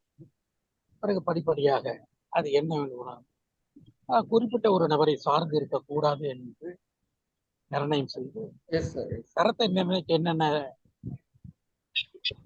தகுதிகள் தேவை என்பதை நிர்ணயம் செய்யுது. இதை குறித்துத்தான் இந்த ISO நகர்கிறது என்கிற உண்மையை சொன்னார்கள். மிக்க மகிழ்ச்சி. இப்பொழுது நான் சில கேள்விகள் விவசாயத்தை பொறுத்தளவு நீங்க சொல்லுகின்ற ISO 9001 மிகவும் அவசியம் தேவை. என்னை பொறுத்தளவு விவசாயத்திற்கு இந்த ISO 9001 சரியாக எனது அனுபவம், நான் கண்ட காட்சி, குறிப்பாக இது விவசாயத்தை தவிர பிசினஸ் வணிக நோக்கத்தோடு இது மிகவும் பயன்படுத்தப்படுகிறது என்பது எனது காட்சி, எனது அப்சர்வேஷன். ISO 9001 ஏன் ஒரு விவசாயம் என்பது இவர்தான் என்பதையே நிர்ணயம் செய்யக்கூடாது? நிலத்தை வைத்தவரெல்லாம் விவசாயியா? அவர்கள் சரியாகத்தான் விவசாயம் செய்கிறார்களா என்பது ஏன் அதற்கு ஒரு 9001 செய்யக்கூடாது? ஒரு விவசாய பட்டதாரி, ஒரு அக்ரி கிராஜுவேட் தனது பணியை சிறப்பாக சீராக செய்கிறார் என்பதற்கு ஏன் ஒரு ISO 9001 பின்பற்றக்கூடாது? ஒரு அக்ரி ஆபீசர் என்பதற்கு யார் என்பதற்கு ஒரு ISO 9001 என்பது. அதே போல ஓட்டளிப்பவன் யார், அவனுக்கு என்ன தகுதி என்பதற்கு ISO 9001. அதே போல ஓட்டலுக்கு முன்னாலே ISO தேர்தல் நடத்த தகுதியானது என்பதற்கு ஒரு ISO 9001 என்பதை ஆனால் மாற்று கருத்து இல்லாமல் இருக்க வேண்டும். எதிர்கட்சி ஆளுங்கட்சி என்பதற்கு சமமாக ஓட்டு தேர்தல் நடைபெறுவதற்கு தகுதியாக இருக்கிறது என்பது 9001. இப்படிப்பட்ட சில முக்கியமான நிகழ்வுகளுக்கும் நீங்கள் கூறிய ISO 9001 இருக்க வேண்டும் என்பது எனது தாழ்மையான. ஈவன் வெளிநாடுகளிலே ஈவன் விஸ்கி, வைன் கூட இந்த ISO இந்த தரம் நிர்ணயிக்கப்படுகிறது. ஆனால் இங்கே பார்த்தீர்களே என நமது தமிழகத்தில் குறிப்பாக டாஸ்மாக் இருக்காது, அந்த ISO தகுதியே கிடையாது. அவன் என்ன தருகிறான், என்ன விளைவிக்கிறான், ஒன்றுமே கிடையாது. இப்படிப்பட்ட ஒரு நிகழ்வுகள் நம் ஜனநாயக நாட்டில இல்லாமல் இருக்க நீங்கள் கூறிய இந்த ISO ஒரு மிக அருமையான ஒரு சிஸ்டம். அதை நடைமுறைப்படுத்துவதற்கு நான் சொன்ன இந்த யோசனைகள் பலிக்குமா என்பதற்கு உங்களிடம் பதில் எதிர்பார்க்கிறேன். நான் முன்னாடியே சொன்னது மாதிரி எந்த ஒரு ஒரு இதுக்குனாலும் நம்ம வந்து ஒரு ஆர்கனைசேஷன் ஆகட்டும், இல்ல ஒரு ஈவன் ஃபேமிலி கூட நம்ம வந்து ISO வந்து நம்ம அடாப்ட் பண்ணிக்கலாம். இப்ப நீங்க சொல்றது மாதிரி அப்படின்னு சொல்லிட்டு நம்ம பார்த்தோம் அப்படின்னா, இப்ப அந்த ஒவ்வொன்றுக்கும் ஒவ்வொரு போர்டு இருக்கு. இப்போ எலெக்ஷன்னா எலெக்ஷன் கமிஷன் இருக்குது. ஸோ அது மாதிரி தே have to get it certified. எல்லாத்துக்குமே இது அப்ளிகபிள் தான். ISOல 160 நாடுகள் மெம்பர்ஸா இணைந்திருக்கிறதாக திருவளன் சொன்னாங்க. அத மாதிரி இன்டர்நேஷனல் லெவல்ல ஒரு ஆர்கனைசேஷன் வரும்போது நீங்க சொல்ற ISO ஸ்டாண்டர்ட் எலெக்ஷன்லயும் வரும், டெமோக்ரஸிலயும் வர்றதுக்கு வாய்ப்பு இருக்கு. ரைட், நன்றி. நிகழ்ச்சியில் பங்கு பெற்றமைக்கு கந்தசாமி சார் அவர்களுக்கு மிக்க நன்றி. சார், என்னுடைய பேர் ஜானகிராமன். எங்க இருந்து பேசுறீங்க சார்? மதுரையில. Okay please sir. சார் வணக்கம் சார். ISO பத்தி கேள்விப்பட்டேன். அதாவது சார், இப்ப ISO ஸ்டாண்டர்ட் வந்து எடிபிள் அந்த மாதிரிக்கும் கொடுக்குறாங்களா, இல்ல அதே மாதிரி பாத்தீங்கன்னா லேபரேட்டரி வைஸ் கொடுக்குறாங்களா, அதே மாதிரி இப்போ வாட்டர் சார் இப்ப ஒண்ணும் இல்லைங்க சார். இப்ப சார் பேசுற மாதிரி அக்ரிகல்ச்சர் ரிலேட்டடான ஒர்க் இருக்குல்லங்க சார். இப்ப ஃபார் எக்ஸாம்பிள் வந்து அக்ரிகல்ச்சர்ல இருந்து நிறைய பைப் ப்ராடக்ட்ஸ் இதெல்லாம் எடுக்கிறாங்க, எடிபிள் பர்பஸ் இருக்குல்ல சார். அந்த மாதிரி ISO ஸ்டாண்டர்ட் ISO வந்து அந்த எடிபிள் பர்பஸ் கொடுக்குறாங்க அப்படின்னு நான் கேக்குறேங்க சார். அது மாதிரி கொடுக்கலாமா? அதே மாதிரி இந்த வாட்டர் பிளான்ட்டுக்கு எல்லாம் நிறைய ISOன்னு பார்த்துருக்கேன் சார், நிறைய மெட்டீரியல்ல பார்த்துருக்கேன். அதே மாதிரி இப்ப லேபரேட்டரி எல்லாம் இருக்குல்ல சார். இப்ப ஃபார் எக்ஸாம்பிள் வந்து அக்ரிகல்ச்சர் பேஸ்டு லேபரேட்டரிஸ், இப்ப இந்த பயோஃபர்டிலைசர் இந்த மாதிரி எல்லாம் இருக்குல்ல சார். லேபரேட்டரிஸ்க்கு வந்து தனியா ஒரு அக்ரிடேஷன் ISO ஸ்டாண்டர்ட் இருக்கு சார். அது வந்து பாத்தீங்கன்னா 17025 அப்படின்னு சொல்லிட்டு ஒரு ஸ்டாண்டர்ட் இருக்குங்க. அதே மாதிரி ஒரு லேபரேட்டரின்னு பார்க்கும் பொழுது அது வந்து ஒரு மற்ற ஒரு பிசினஸ் ஃபங்க்ஷன்ஸ் பார்க்கும் பொழுது லேபரேட்டரியோட ஃபங்க்ஷன்ஸ் எல்லாம் என்டையர்லி டிஃப்ரெண்டா இருக்கும். ஸோ அவங்களுக்கு வந்து ஒரு ஒரு அந்த இதை வந்து எப்படி அவங்களோட அந்த லேபரேட்டரி ப்ராசஸ் எல்லாம் எப்படி ஸ்டாண்டர்டைஸ் பண்ணிட்டு ஒரு தரமான ஒரு லேபரேட்டரியா வந்து அவங்கள ரெக்கக்னைஸ் பண்றதுக்கு ஒரு standard இருக்கு. 17025 அப்படின்னு ISO இருக்கு. அது நீங்க பார்க்கலாம், நிறைய லேபரேட்டரியில பாத்தீங்கன்னா 17025 அக்ரிடேட்டட் லேபரேட்டரி அப்படின்னு இருக்குங்க. அதான் சார், இப்ப சப்போஸ் ஒவ்வொரு இதுக்குமே தனித்தனியா இருக்குங்களா சார்? வாட்டர் பேஸ்டு, இப்ப லேபரேட்டரி இருக்கு. அதே மாதிரி இப்ப ஹாஸ்பிட்டல்ஸ் அப்படின்னு சொல்லிட்டு பார்த்தோம்னா ஹாஸ்பிட்டல்ஸுக்கு வந்து ஐஎஸ்ஓன்னு இருக்காது. NAPH அக்ரிடேட்டட் ஹாஸ்பிட்டல் அப்படின்னு சொல்லிட்டு போட்டிருப்பாங்க. இப்ப காலேஜஸ் யூனிவர்சிட்டி எல்லாம் எடுத்துட்டோம்னா NAC அப்படின்னு போயிடுறாங்க இல்லையா? ஆமா ஆமா, ICR NAC. ஓகே. ஆமா, அது மாதிரி இப்ப வந்து லேபரேட்டரிக்கு ஐஎஸ்ஓ ஃபேமிலிக்குள்ளே ஒரு ஸ்டாண்டர்ட் இருக்கு 17025. ஸோ 17025 இல்ல, இப்ப சப்போஸ் ஒரு லேபரேட்டரி கன்ஸ்ட்ரக்ட் பண்ணோம்னா அதுக்கு ISO வாங்கணும்னா அது நம்ம வெப்சைட்ல எப்படி சார் அதுக்கு என்ன டெக்னிக்கல் டேர்ம் இருக்கு சார்? எப்படி போய் நான் என்னென்ன ரெக்குவயர்மெண்ட் வேணும் எப்படி பாத்துக்கிறது, அதோட ப்ரோச்சர் எல்லாம் டீடைல்னா? இப்போ வந்து இதை வந்து இப்ப இதுல வந்து நீங்க இந்த ஒரு பர்டிகுலர் ஸ்டாண்டர்டை வந்து நீங்க புரிஞ்சுக்கணும். இப்போ 17025 வந்து நீங்க இம்ப்ளிமெண்ட் பண்ணணும் அப்படின்னா so you have to attend the course, lead auditor course attend பண்ணணுங்க. 17025 லீட் ஆடிட்டர் கோர்ஸ் நீங்க அட்டன் பண்ணாருன்னா இந்த 17025 ரெக்குயர்மெண்ட்ஸ் வந்து என்ன, அதை எப்படி இம்ப்ளிமெண்ட் பண்றது, எப்படி ஆடிட் பண்றது அப்படிங்கறதெல்லாம் அதுலதான் நீங்க அந்த ஒரு 5 days இன்டென்சிவ் கோர்ஸ், அந்த கோர்ஸ்ல நீங்க வந்து 75% மேல நீங்க வந்து மார்க் எடுத்து பாஸ் ஆகணும். அப்பதான் நீங்க குவாலிஃபைடு ஆடிட்டர் ஆவீங்க. இல்ல நான் அப்படி கேட்கலங்க சார். ஆக்சுவலா என் லேபரேட்டரிக்கு நான் ISO ஸ்டாண்டர்ட் வாங்கணும்னா என் லேபரேட்டரியில என்னென்ன வந்து பேராமீட்டர்ஸ் இருக்கணும் அப்படின்ற வாட் ஆர் த ரெக்குயர்மெண்ட்ஸ் அப்படின்னு சொல்லி நான் எப்படி தெரிஞ்சுக்கிறதுக்கு தான் கேட்குறேன். நீங்க இப்ப என்ன லேபரேட்டரி வச்சிருக்கீங்க? இப்ப நான் ஒரு பயோ கண்ட்ரோல் லேபரேட்டரி வச்சிருக்கேன்னு வச்சு ரன் பண்ணி. அப்ப நீங்க என்னன்னா அதுக்கு தனியா இருக்கு டெஸ்டிங் ப்ரொசீஜர்ஸ் இருக்கு. நீங்க அதான் கேக்குறீங்களா இல்ல ஓவரால் மேனேஜ்மெண்ட் சிஸ்டத்தை பத்தி? இல்ல சார், ஒண்ணும் இல்ல. ஒரு லேபரேட்டரிக்கு நான் ISO வாங்கணும், அதுக்கு வந்து நான் எங்க போய் பார்க்கலாம், என்னென்ன என் லேபரேட்டரி ISO வாங்குறதுக்கு என்னென்ன தகுதிகள் வந்து ISO ஃபிக்ஸ் பண்ணுது அப்படின்னு தெரிஞ்சு 17025 இம்ப்ளிமெண்ட் 17025 ஸ்டாண்டர்டை இம்ப்ளிமெண்ட் பண்ணணும் சார், நீங்க ஃபாலோ பண்ணணும் சார். ஓகே. அது எதுவும் ஃபீஸ் ஸ்ட்ரக்சர் எதுவும் பே பண்ணுமா சார்? ஃபீஸ் ஸ்ட்ரக்சர்னா அதுக்கு தான் சார், அதுக்கு நீங்க வந்து you have to higher a consultant are you should be expert in that particular standard. அப்பதானே நீங்க இம்ப்ளிமெண்ட் பண்ண முடியும் இல்லையா? அதுக்குதான் அந்த மாதிரி வேலையை தான் நாங்க பாக்குறோம். இப்ப ஒரு 17025 ஒரு லேபுக்கு வேணும் அப்படின்னா we will go and we will guide them to implement 17025. இப்போ ஒரு கம்பெனி வந்து 9001 கேக்குது அப்படின்னா we will go and we will guide them to get it to ISO 9001 certified. So அந்த மாதிரி வேலையை தான் நம்ம பார்க்கணும். வெப்சைட்ல ஓப்பனா இருக்காதா சார்? ஒரு கன்ஸ்ட்ரக்ட் பண்றதுக்கு என்னென்ன தேவை மெட்டீரியல் அப்படின்னு கொடுக்க மாட்டாங்களா?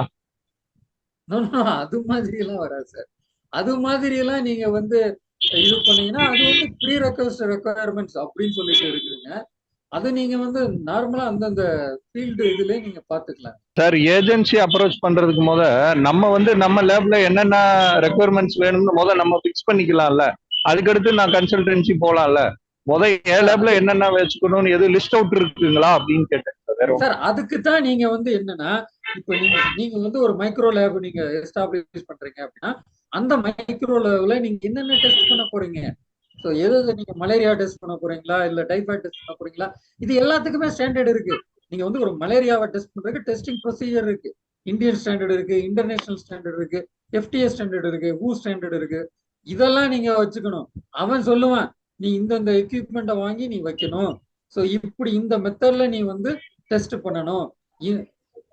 ஆமா, அந்த இதை சொல்லுவாங்க. அது மாதிரி ஒவ்வொன்றுக்குமே அந்த பர்டிகுலர் டெஸ்ட் ரிலேட்டட் ஸ்டாண்டர்டை நீங்க அது இப்ப நம்ம இந்தியாவில் வந்து பியூரோ ஆஃப் இந்தியன் ஸ்டாண்டர்ட் இருக்கு, அதை நீங்க ஃபாலோ பண்ணணும்.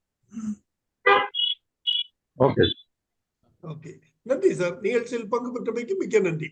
அடுத்ததாக doctor P Ilangovan, retired additional director of agriculture அவர்களை பேச அழைக்கிறேன் சார், ப்ளீஸ். அனைவருக்கும் வணக்கம். வணக்கம் சார். இது டோட்டலாவே வந்து ஒரு MBA சப்ஜெக்ட் இருக்கு. நாங்க விவசாயத்துல எல்லாம் ஃப்ரீயா கொடுத்து மக்கள் தான் ஃப்ரீயா லேபுக்கு டேட்டா கிடைக்கும்னு கேட்கறாரு சார் ஒருத்தர். ஏற்கனவே நம்ம விதைசார்ந்த துறையில வந்து சீட் டெஸ்டிங் லேபரேட்டரின்னு சொல்லி எங்க லேப் கோயம்புத்தூர் இருக்குங்க. அதுக்கு வந்து மோகன் சார் ஒருத்தர் தான் இருக்கு பழைய சீனியர், அவர் ஹி காட் ஐஎஸ்ஓ. ஸோ அந்த விதிமுறைகள் என்னங்கிறது தெரிஞ்சுக்கிறதுக்கு ஓப்பனா கிடையாது. It should be consulted with consult firms who are all authorised for giving the quality certificate.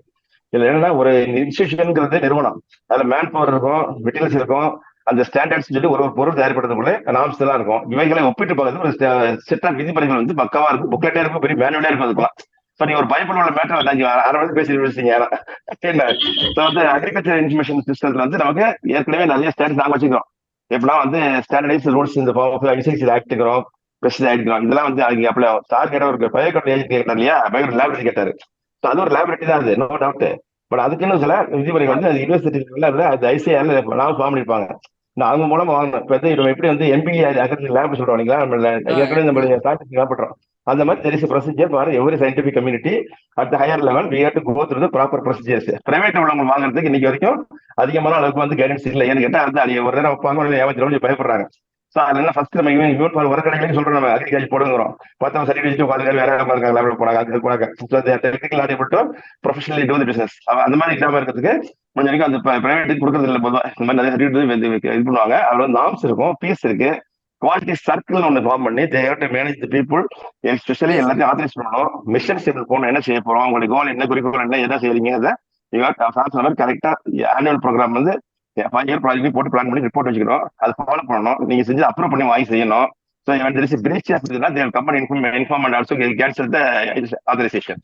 So இந்த ஐஎஸ்ஓ வந்து இப்போ standardised norms available across the country or globally இருக்குது. ஸ்டாண்டர்டைஸ் பண்ணி ஒரு நாட்டுக்கு யூனிக்கா உள்ளது அதுக்கு ஃபிக்ஸ் பண்ணி ஒரு நிறுவனங்கள் அமைப்புகளை வச்சு வந்து அதுக்கு டோட்டலாவே கன்சல்டன்ட் டீம் தான். யாருமே வந்து அதில் வந்து தனிநபருக்கு வந்து அங்கே வேலை கிடையாது. ஸோ ஒரு ஃபீல்டு இருக்கு, நீங்க 4 ஃபீல்டு இருக்கு. பயோகனாலஜி வந்தாங்க, என்டமாலஜி தேவைப்படும், ஒரு அக்ராலஜி தேவைப்படும்னா குவாலிட்டி சர்டிஃபிகேட். இது எப்படி வந்து ஒரு சர்டிஃபிகேஷன் ஆஃபீஸர் தான் வந்து சாம்பிள் பார்க்க சொல்றோமோ அதே மாதிரி இதுல வந்து சாம்பிளிங் ப்ரொசீஜர்ஸ் எல்லாமே இருக்கு. ஸோ எந்த பிரீச் ஆஃப் கான்ட்ராக்ட் சொல்லுவோம். ஸோ வந்து அது இன்னொரு அக்ரிமெண்ட் போட்டுக்கும், படம் கட்டி செல்பி மெயின்டைன் பை போட்டு எல்லாம் பண்ணிட்டு it is system of communication between the organisation and the quality கொடுக்கக்கூடிய சர்க்கிள். இப்போ வந்து நிறைய ஐஎஸ் நிறைய வந்தாச்சு, ஐஎஸ் சொல்லி ஏகப்பட்ட ஸ்டேட்டஸ் வந்துச்சு நாம்ஸ்.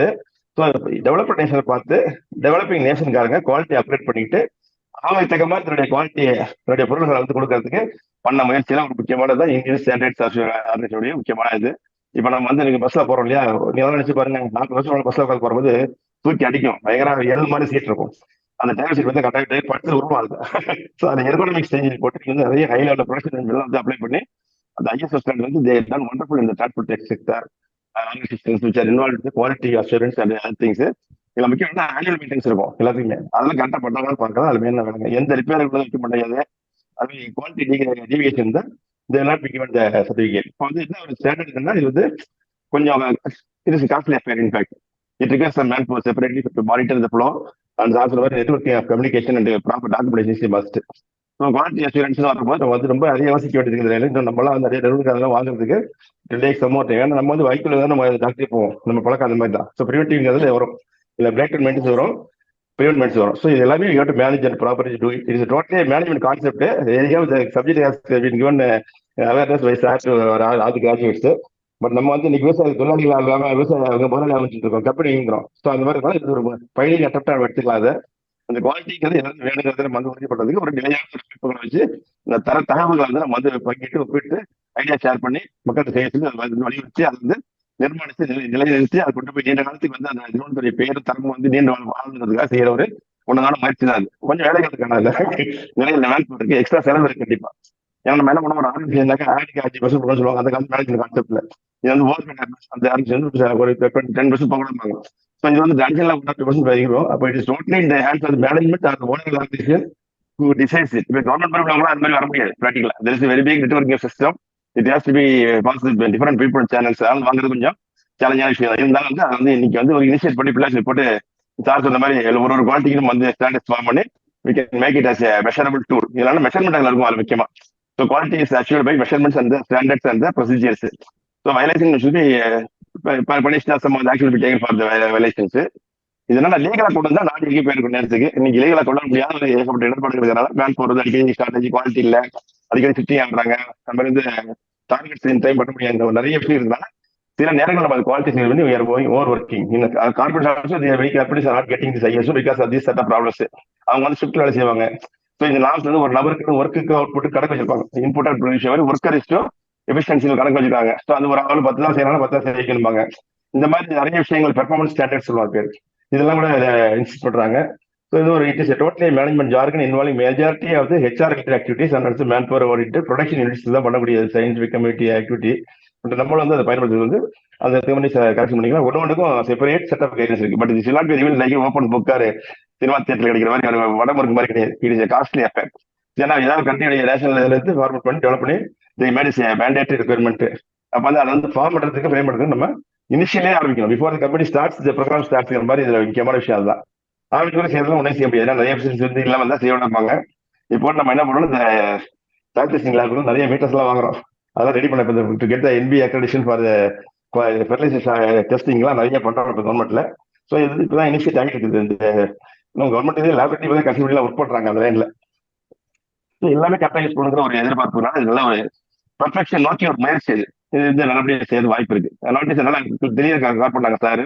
இது வந்து ஒரு மேனேஜ்மெண்ட் எம்பி அப்படிங்கிற ஒரு பேராகிராஃப் கொஸ்டின் கொடுப்பாங்க. குவாலிட்டி இதை பத்தி ஒரு ஷார்ட் டைம் நோட்ஸ் மாதிரி வராது. என்ன நீங்க வந்து லைஃப்ல வந்துருச்சு. இப்ப நிறைய இடத்துல பிரைவேட் மாதிரி மைக்ரோஸ் பேர் இருக்காங்க. இந்த இதெல்லாம் டெஸ்ட் பண்ணாங்க, டெஸ்ட் பண்ணாங்க, மக்கள் அந்த மாதிரி சரி அதாச்சும் மக்கள் வேலை போட்டாங்க. இப்ப இந்த மாதிரி இல்ல, எல்லாருமே ஓரளவுக்கு ஸ்டாண்டர்ட்ஸ்ங்கிறது உடையதுல அட்லீஸ்ட் கம்யூனிட்டி ஆர்கனைசேஷன் ஸ்டார்ட் பண்ணும் போது அவங்க எடுத்த போராட்டி நிறைய மிரக்கலஸா growth இருக்கு, phenomenal growth இருக்கு in many sectors. Okay, thank you sir. நல்லா இருந்துச்சு coverage sir. Thank you. Thank you sir. Thank you for your information. திரு மூர்த்தி திருநெல்வேலியில இருந்து பேசுறதுக்கு கேக்குறாரு. ஓகே சார், வணக்கம் சார். வணக்கம் மூர்த்தி, சொல்லுங்க. வளர்னர் சார், நீங்க 9001:2015 அப்படின்னு சொல்றீங்க இல்லையா? அதுல 2015ங்கிறது ஆக்சுவலா என்ன மென்ஷன் பண்றாங்க? அது version sir, version of the year. என்னன்னா நான் சொல்ல மறந்துட்டேங்க. அது எவ்ரி ஒரு 5 இயர் வந்து the standard will be revised. So the first standard was released in 1994ங்க. ஓகே. ஸோ 94க்கு அப்புறம் வந்து 2000ல ஸ்டாண்டர்டு மறுபடியும் ரிவைஸ் பண்ணாங்க. அப்புறம் 2000ல இருந்து 2008ல ரிவைஸ் பண்ணாங்க. அப்புறம் 8க்கு அப்புறம் 2015ல. இப்போ இது வந்து current version. It is nothing but the version of the standard. Okay. So latest version அப்படின்னா 2015 தான். அதுக்கப்புறம் எதுவும் அப்டேட்ஸ் இல்ல. 2015 தான். ஆமா, இது இன்னும் ரிவைஸ் பண்ணல. So most probably next year வந்து we may get the revised standard of ISO 9000. Okay sir, இப்போ நீங்க சர்வீஸ் மேனேஜ்மெண்ட்டுக்கு வந்து 20,000 அப்படிங்கிற நம்பர் சொன்னீங்க இல்லையா? ஸோ இப்போ சர்வீஸ் மேனேஜ்மெண்ட்லயும் குவாலிட்டி கொண்டு வரலாம். ஸோ அப்போ அவங்களும் 9001 அப்படிங்கிறத அடாப்ட் பண்ணலாம் சர்வீஸ் சைட்ல, சர்வீஸ் செக்டார். அதுதான் அதை வந்து தனியா ஒரு நம்பரா வச்சிருக்காங்க 20,000லன்னா. அது நான் முன்னாடியே சொன்னது மாதிரி எல்லா ஸ்டாண்டர்ட்லயுமே அந்த PDCA சைக்கிள் இருக்கும். அந்த PDCA சைக்கிள் இருக்கும். அதனால அந்த சர்வீஸுக்கு என்னென்ன தேவையோ அதுல வந்து ஃபோக்கஸ் பண்ணி அவங்க வச்சிருப்பாங்க. மற்றபடி எந்த ஸ்டாண்டர்டு நீங்க பார்த்துட்டீங்கனாலுமே எல்லாமே இந்த PDCA-க்குள்ள வந்துதான் விழுகுங்க. எல்லாமே இதை பேஸ் பண்ணி தான் இருக்கும். கரெக்ட் தான் சார். எனிவே 9001ங்கிறது ஸ்பெசிஃபிக்கா குவாலிட்டி மேனேஜ்மெண்ட் அப்படின்னு வந்துருச்சு இல்லையா சார்? ஸோ குவாலிட்டி மேனேஜ்மெண்ட்டுக்கு ஸ்பெசிஃபிக் ஃப்ரேம் ஒர்க் இருக்குது அப்படின்னா அது சர்வீஸ் செக்டாருக்கும் அப்ளிகபிள் தானே? அப்ளிகபிள், அதான் சொல்றேன். இந்த 9001 அப்படியே அந்த 20,000ல இருக்கும். இன்னும் அடிஷனலா அது சர்வீஸுக்கு என்னென்ன தேவையோ அதெல்லாம் அதுல இருக்கும். ஸோ ஆல்ரெடி அந்த 20,000 ஃபுட் சேஃப்டிக்கு அப்படிதான். இப்போ 22,000 ஸ்டாண்டர்ட் இருக்கு. 22,000 standard is nothing but it is அதுக்குள்ள என்ன இருக்குது அப்படின்னா பாத்தீங்கன்னா 9001 ஸ்டாண்டர்டோட ரெக்குயர்மெண்ட்ஸ் இருக்கும். அப்புறம் ப்ரீ ரெக்வெஸ்ட் ரெக்குயர்மெண்ட் அப்படின்னு சொல்லிட்டு ஒரு ஸ்டாண்டர்டு இருக்குங்க. ஸோ 20,001 அந்த ஸ்டாண்டர்டு இருக்கும். அப்புறம் பாத்தீங்க அப்படின்னீங்கன்னா 22,000ஓட அடிஷனல் ரெக்குயர்மெண்ட்ஸ் அப்படின்னு சொல்லிட்டு இருக்கும். ஸோ எல்லா ஸ்டாண்டர்ட்லயுமே இந்த 9001ஓட அந்த ஃப்ரேம் ஒர்க் வந்து இருக்கும். அப்படி இருக்கும்போது ஏன் சார் என்ன தேவையோ இப்போ சேஃப்டியை நம்ம நிறைய பார்க்க வேண்டியது. Food safety, we need to ensure food safety. So அது இன்னும் சென்சிட்டிவான விஷயம். ஸோ அதுக்கு வந்து இன்னும் சில ஸ்ட்ரிஞ்சண்டான ரெக்குயர்மெண்ட்லாம் வேணும். அப்ப அந்த அடிஷனல் ரெக்குயர்மெண்ட்ஸ் எல்லாம் அந்த 22,000ல இருக்கும். பட் 9001 உள்ளுக்குள்ள இருக்கும். ஓகே. ஸோ நீங்க சொல்றபடி போனா இப்போ ISO 20,000 வச்சிருக்காங்க அப்படின்னா அவங்க அகைன் ISO 9001 அவங்களுக்கு அப்ளிகபிள் கிடையாது. அதாவது அவங்க வந்து அது ஆல்ரெடி இன்பில்டாவே இருக்கிறதுனால அவங்க எக்ஸ்டர்னலா அது இருக்கு வாங்கணும் இருக்கு அப்படிதானா? தேவையில்லை. ஓகே ஆமா தேவையில்லை. இப்ப நீங்க ஓகே நீங்க சார். ஒரு ஃபுட் இண்டஸ்ட்ரி இருக்கிறீங்க அப்படின்னா, இப்போ ஃபார் எக்ஸாம்பிள் இப்போ நீங்க மில்க் டைரி அப்படின்னு வச்சுக்கோங்க, இல்லைன்னா மில்க் ப்ராடக்ட்ஸ் நீங்க வச்சிருக்கீங்க அப்படின்னா, யூ நீட் டு கெட் 22,000 வாங்கிட்டீங்கனால you need not to go for ISO 9001. ஏன்னா அதுலயே வந்து 9001 பேசிக். அதை ஓகே வச்சுதான் ஓகே அந்தந்த இண்டஸ்ட்ரிக்கு தேவையான ஸ்பெசிபிக் ரெக்குயர்மெண்ட்ஸை போட்டு அந்த இண்டஸ்ட்ரிக்கு கொடுக்குறாங்க. ஓகே சார், நீங்க ஒரு எக்ஸாம்பிள் சொன்னீங்க. இப்போ ஃபார் எக்ஸாம்பிள் வந்து சர்வீஸ் செக்டர்ல இப்போ டெலிகாம் சர்வீஸ் ப்ரொவைடர்ஸ் எடுத்துக்கலாம். ஸோ இப்போ இதுல வந்து ஆமா ஆமா ஐஎஸ்ஓ ஏர்டெல் சாரி இப்போ 20,000 அப்படிங்கிறத எடுத்துட்டாங்க. அவங்க ஆல்ரெடி 20,000 ஐஎஸ்ஓ அதாவது கம்பேட்டிபிள் கம்பெனி அப்படின்னு எடுத்துக்கிட்டா கூட ம். எகைன் சப்போஸ் நீங்க உங்களோட பார்ட் அப்படிங்கிறது அந்த சர்டிபிகேட் இஷ்யூ பண்றது வரைக்கும் தானா, இல்ல அதுக்கப்புறம் உங்களோட சர்வீசஸ் எப்படி இருக்கும்? அதாவது ஐஎஸ்ஓ அப்படிங்கிறதோட ஆக்டிவிட்டீஸ். ஸோ இப்போ எங்களோட பார்ட் அப்படின்னு சொல்லிட்டு பார்த்தோம்னா, இப்போ நம்ம வந்து as a consultant we will be guiding them to get it implemented all the ISO 9001 requirements. ISO 9001 ரெக்குயர்மெண்ட்ஸை எப்படி இம்ப்ளிமெண்ட் பண்ணணும் அப்படிங்கிறத நம்ம சொல்லிக் கொடுப்போம். இம்ப்ளிமெண்ட் அப்படின்னு நம்ம பார்த்துட்டோம்னா, அதை இம்ப்ளிமெண்ட் பண்றதுக்கு நிறைய டாக்குமெண்டேஷன்லாம் இருக்குது. இப்போ நான் முன்னாடியே சொன்னது மாதிரி ஒவ்வொன்றையும் ப்ராசஸா பிரிச்சிருவோம். அந்தந்த ப்ராசஸ் டாக்குமெண்டேஷனை நம்ம டாக்குமெண்ட் பண்ணுவோம். அந்த ப்ராசஸ் டாக்குமெண்டேஷனை எப்படி டாக்குமெண்ட் பண்ணுவோம்னா, based on the particular ISO requirement. இப்போ பர்ச்சேஸ் ப்ராசஸை டாக்குமெண்ட் பண்றோம்னா பர்ச்சேஸுக்குரிய ரெக்குயர்மெண்ட்டை இந்த டாக்குமெண்டேஷனுக்குள்ள போடுவோம். அப்போ எல்லாத்தையும் போட்டு ஒரு டாக்குமெண்டா கொடுத்து இதை நீ இம்ப்ளிமெண்ட் பண்ணுங்க, இதை நீங்க ஃபாலோ பண்ணுங்க, ப்ராக்டிஸ் பண்ணுங்க அப்படின்னு சொல்லிட்டு நம்ம கையில கொடுத்துருவோம். அதான் சார், நீங்க சொல்றது அந்த ஃப்ரேம் ஒர்க் அப்படிங்கிறது. ஸோ அந்த ஃப்ரேம் ஒர்க் நீங்க இஷ்யூ பண்றீங்க, அவங்க அதை அடாப்ட் பண்ணிட்டோம் அப்படிங்கிறது உங்களுக்கு ஷோகேஸ் பண்ணிட்டாங்க அப்படின்னா நீங்க சர்டிபிகேஷன் கொடுத்துறீங்க, அப்படிதானா? சர்டிபிகேட் நம்ம இஷ்யூ பண்ண முடியாது. ஏன்னா அதுக்கு சர்டிபிகேஷன் பாடி, தேர்ட் பார்ட்டி சர்டிபிகேஷன் உள்ள வருவாங்க. நம்ம இவங்களை தயார் பண்ணி விடுறாங்க. ஓகே, சோ அந்த ISO 9001 அடாப்டட் அது வந்து அப்ளை பண்ணி வந்து அவங்க இஷ்யூயிங் அத்தாரிட்டி யார் சார்? இஷ்யூயிங் அத்தாரிட்டி நிறைய இருக்குங்க. கவர்மெண்ட் அப்ரூவ்ட் அத்தாரிட்டிஸ் நிறைய. இப்போ ஃபார் எக்ஸாம்பிள் SGS இருக்கு, பியூரோ வெரிட்டாஸ் இருக்கு, லாய்ட்ஸ் இருக்குது, அது மாதிரி TUV இருக்குது, அப்புறம் இன்டர்டெக் இருக்குது. இதெல்லாம் வந்து வேர்ல்டு ரெனவுண்ட் சர்டிபிகேஷன் பாடிஸ். அது போக லோக்கல் சர்டிபிகேஷன் பாடிஸ் இருக்கு. அவங்க எல்லாம் வந்து எவ்வளவு தூரம் ஸ்ட்ரிக்டா இருப்பாங்க அப்படின்னு சொல்ல முடியாது. பட் இந்த மாதிரி ஒரு நல்ல ஒரு world renowned world wide certification பாடியில வாங்குறது நல்லது. ஓகே, ஸோ இப்போ நான் ஃபார் எக்ஸாம்பிள் நான் ஒரு எக்ஸ்ங்கிற ஒரு கம்பெனி வச்சிருக்கிறேன். இப்போ நான் வந்து ISO 9001 வாங்கிட்டேன். ஸோ எனக்கு ஃப்ரேம் ஒர்க் எல்லாமே கொடுத்துட்டாங்க. அந்த ஃப்ரேம் ஒர்க் படி நான் எல்லாமே அப்ளை பண்ணியிருக்கிறேன். பட் அதோட ஃபங்க்ஷனிங் அப்படின்னு போகும்போது ஃபியூச்சர்ல அதுதான் அந்த PDCA மறுபடியும் நம்ம கோரிலேட் பண்ணோம்னா அந்த செக்கிங். நீங்க வந்து you need to carry out internal audit at frequency. ஒரு ஃப்ரீக்வன்சில நீங்க இன்டர்னல் ஆடிட் பண்ணணும். ISO ஸ்டாண்டர்ட் என்ன சொல்லுதுன்னா yearly once, at least yearly once you need to evaluate your implemented system. எப்படி எவாலுவேட் பண்ணுவீங்க அப்படின்னா இன்டர்னல் ஆடிட்டை நீங்க கேரி அவுட் பண்ணணும். இந்த ரெக்குயர்மெண்ட் படி நம்ம ISO ரெக்குயர்மெண்ட் படி நம்ம கம்பெனி ரன் ஆகுதா அப்படிங்கிறத என்ஷூர் பண்ணணும். சும்மா இன்டர்னல் ஆடிட் பண்ண முடியாது. அது இன்டர்னல் ஆடிட்டர் கோர்ஸ் இருக்கு. So you have to get it qualified as internal auditor. இப்போ நாங்கெல்லாம் வந்து we are a qualified lead auditor. So we can train up people for internal auditing. So internal audit ட்ரைனிங்க்கு நாங்க கொடுப்போம். So எங்கள்கிட்ட course பண்ணி அவங்க வரவங்க இன்டர்னல் ஆடிட் பண்ணலாம். இல்ல சார் நீங்க கன்சல்டன்டே வந்து பாருங்க அப்படின்னா நாங்க வந்து அந்த ஆடிட், அந்த இன்டர்னல் ஆடிட்டையும் நாங்க பண்ணி கொடுத்து so that we will ensure that the company is maintaining the implemented ISO system அப்படிங்கிறத அந்த ஆடிட் மூலமா நம்ம என்ஷூர் பண்ணுவோம். இந்த ஆடிட் இல்லைன்னா அவங்க வந்து நீங்க சர்டிபிகேஷனை கண்டினியூ பண்ண முடியாது. ஸோ இயர்லி அவங்க சர்வேலன்ஸ் வருவாங்க. தேர்ட் பார்ட்டி சர்வேலன்ஸ் வர்றதுக்கு முன்னாடி நம்ம இன்டர்னல் ஆடிட்லாம் பண்ணி ஒழுங்கா இருக்கிறோம் அப்படிங்கிறத நம்ம என்ஷூர் பண்ணுவோம். அவங்க வந்து ஆடிட் பண்ணிட்டு ஓகே நீங்க மெயின்டைன் பண்றீங்க, so your certification can be continued அப்படின்னு சொல்லிட்டு போவாங்க. Certificate is valid for 3 years. அந்த 3 yearsல உங்களுக்கு அதிகபட்சமா 6 monthly ஒன்ஸ் நீங்க சர்டிபிகேஷன் பாடியை வர வச்சு ஆடிட் பண்ண வைக்கலாம். இல்லைன்னா மேண்டேட்டரி ரெக்குயர்மெண்ட்னா at least once in a year they have to come, they have to carry out the internal audit, they have to carry out the surveillance audit. அவங்க சர்வேலன்ஸ் ஆடிட் கேரி அவுட் பண்ணிட்டு அதுல problem இல்லைன்னா தான் நீங்க சர்டிபிகேட்டை continue பண்ண முடியும். இல்லைன்னா அவங்க சர்டிபிகேட்டை வித்ட்ரா பண்ணிட்டு போயிடுவாங்க.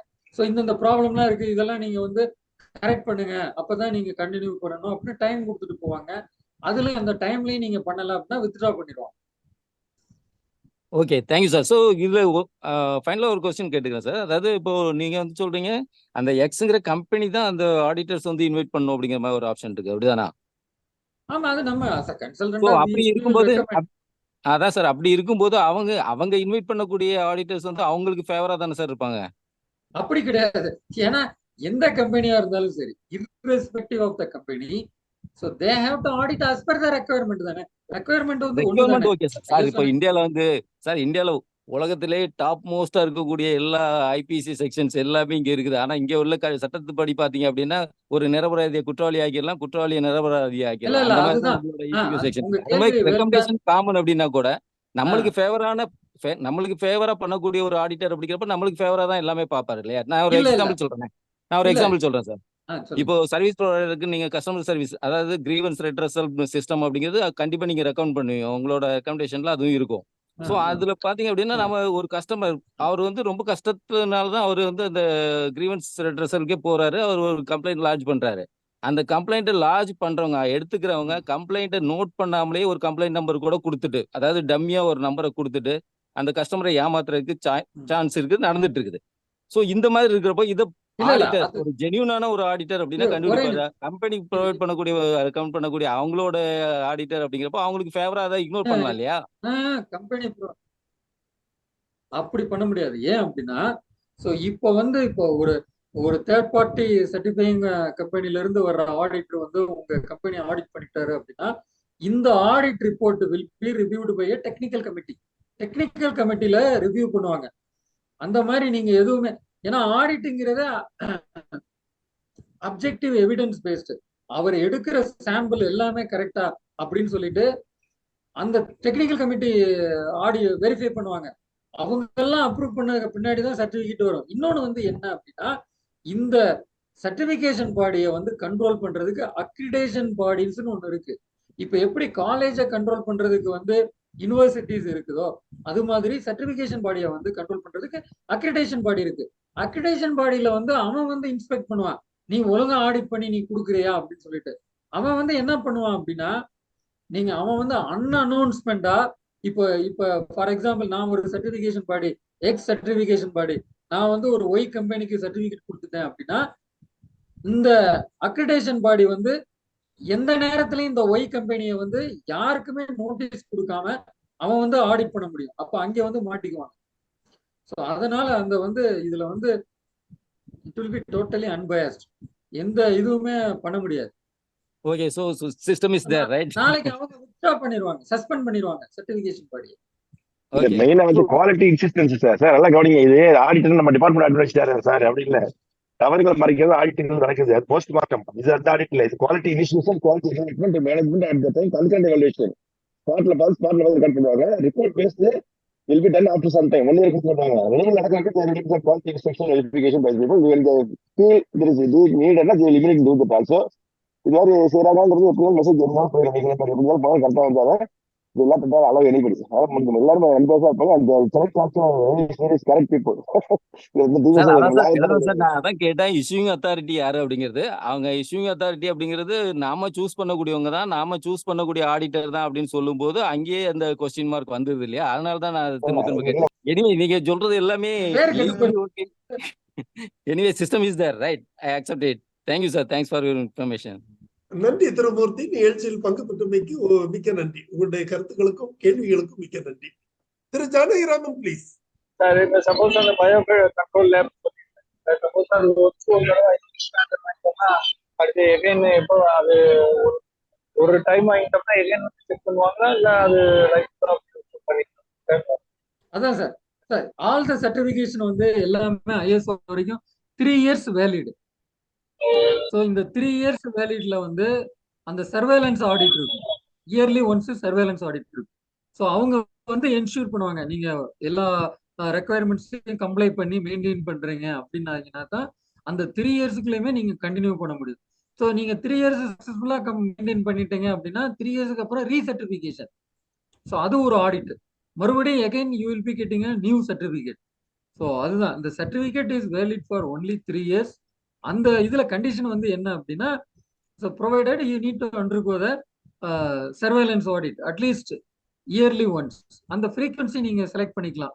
ஸோ மினிமமா பாத்தீங்க அப்படின்னீங்கன்னா ஒரு 6 month 9 month இயர்லி ஒன்ஸ்னு இருக்குது. நீங்க அதை எது வேணாலும் நீங்க ஆப்ட் பண்ணிக்கலாம். ஏன்னா அதுக்கு சார்ஜஸ் இருக்கு. ஸோ மேண்டேட்டரி ரெக்குயர்மெண்ட்னு பாத்தீங்கன்னா இயர்லி ஒன்ஸ். இதை நீங்க தப்பிக்கவே முடியாது. Once in year compulsory there will be audit. So நீங்க மெயின்டைன் பண்ணிருக்கிறீங்க அப்படின்னீங்கன்னா கண்டினியூஷன் இருக்கும். ஸோ மெயின்டைன் பண்ணல அப்படின்னீங்கன்னா சர்டிபிகேட்டை வித்ட்ரா பண்ணிட்டு போயிடும். தேங்க்யூ திருவளன், உங்களுடைய கருத்துக்கு நன்றி, தகவல்களுக்கு நன்றி. இன்றைய நிகழ்ச்சி ஒரு புதுமையான தலைப்பினை தாங்கி வந்த ஒரு நிகழ்ச்சி. அதாவது awareness programme on ISO 9001 quality management system. இது வந்து பொதுவாக எல்லாம் வந்து தொழில் முனைவோர் தான் இந்த மாதிரி ISO பற்றி திங்க் பண்றது. அக்ரிகல்ச்சர் இண்டஸ்ட்ரியை பொறுத்தவரையில அது பெரிய அளவுல சாதிக்க இயலாத ஒரு நிலையில் இருப்பதால் இந்த ISO பத்தி ஒரு சரியான விழிப்புணர்வு விவசாயிகள் மத்தியில் இல்லை. ஆனால் விவசாய பொருட்களை, விளை பொருட்களை சந்தைப்படுத்தும் நிறுவனங்கள் இந்த மாதிரி ISO ஸ்டாண்டர்ட்ஸை கடைபிடிக்கிறதுக்கு ஒரு வாய்ப்பு இருக்குது. ஏற்கனவே அப்பேடா என்ற நிறுவனம் இருக்குது. அதே போல சில லேபரட்டரிஸ், அக்ரெடிட்டட் லேபரட்டரிஸ் இருக்கின்றன. அதே போல ISO தரம் வாய்ந்த நிறுவனங்கள் இருக்கின்றன, இல்லை என்று சொல்வதற்கில்லை. ஆனால் நெடுதூரம் நாம் பயணிக்க வேண்டிய ஒரு நிலையில் தான் இருக்கிறது. குறிப்பாக இந்த சர்வீஸ் ப்ரொவைடிங், தென் குவாலிட்டி மெயின்டெனன்ஸ், அத மாதிரி சப்ளை செயின், நுகர்வோர் தேவையை கண்காணித்து அதற்கு ஏற்ற மாற்றங்களை கொண்டு வருவது, இதெல்லாமே மிக முக்கியமான ஒரு அம்சமாக இருக்கிறது. இது உற்பத்தி லெவல்லே நாம செய்ய வேண்டியது இருக்குது. ஆனா உற்பத்தி நிலையில் உள்ள விவசாயிகளின் நிலைமை சரியான நிலையில் இருக்கிறது என்று நாம் சொல்ல இயலாது. அதுதான் இதற்கு ஒரு காரணமாக எனது பார்வையில் தெரிகிறது. இருப்பினும் இன்றைய நிகழ்ச்சி ஒரு நல்ல ஒரு விழிப்புணர்வை தாங்கி வந்த ஒரு நிகழ்ச்சி. அனைவருக்கும், விவசாயிகளும் விவசாய தொழில் முனைவோரும் இந்த தகவல்களை தெரிந்து கொள்ள வேண்டும் என்பதற்காகத்தான் இந்த நிகழ்ச்சி ஏற்பாடு செய்யப்பட்டது. இந்த நிகழ்ச்சியை வழங்கிய திரு வளனரசு அவர்கள் நமது ஒரு வேளாண் பட்டதாரியின் கணவர் என்பதால் அந்த வகையில் எனக்கு அறிமுகமானார். எனவே இந்த நிகழ்ச்சி ஏற்பாடு செய்ய ஒரு வாய்ப்பாக அமைந்தது.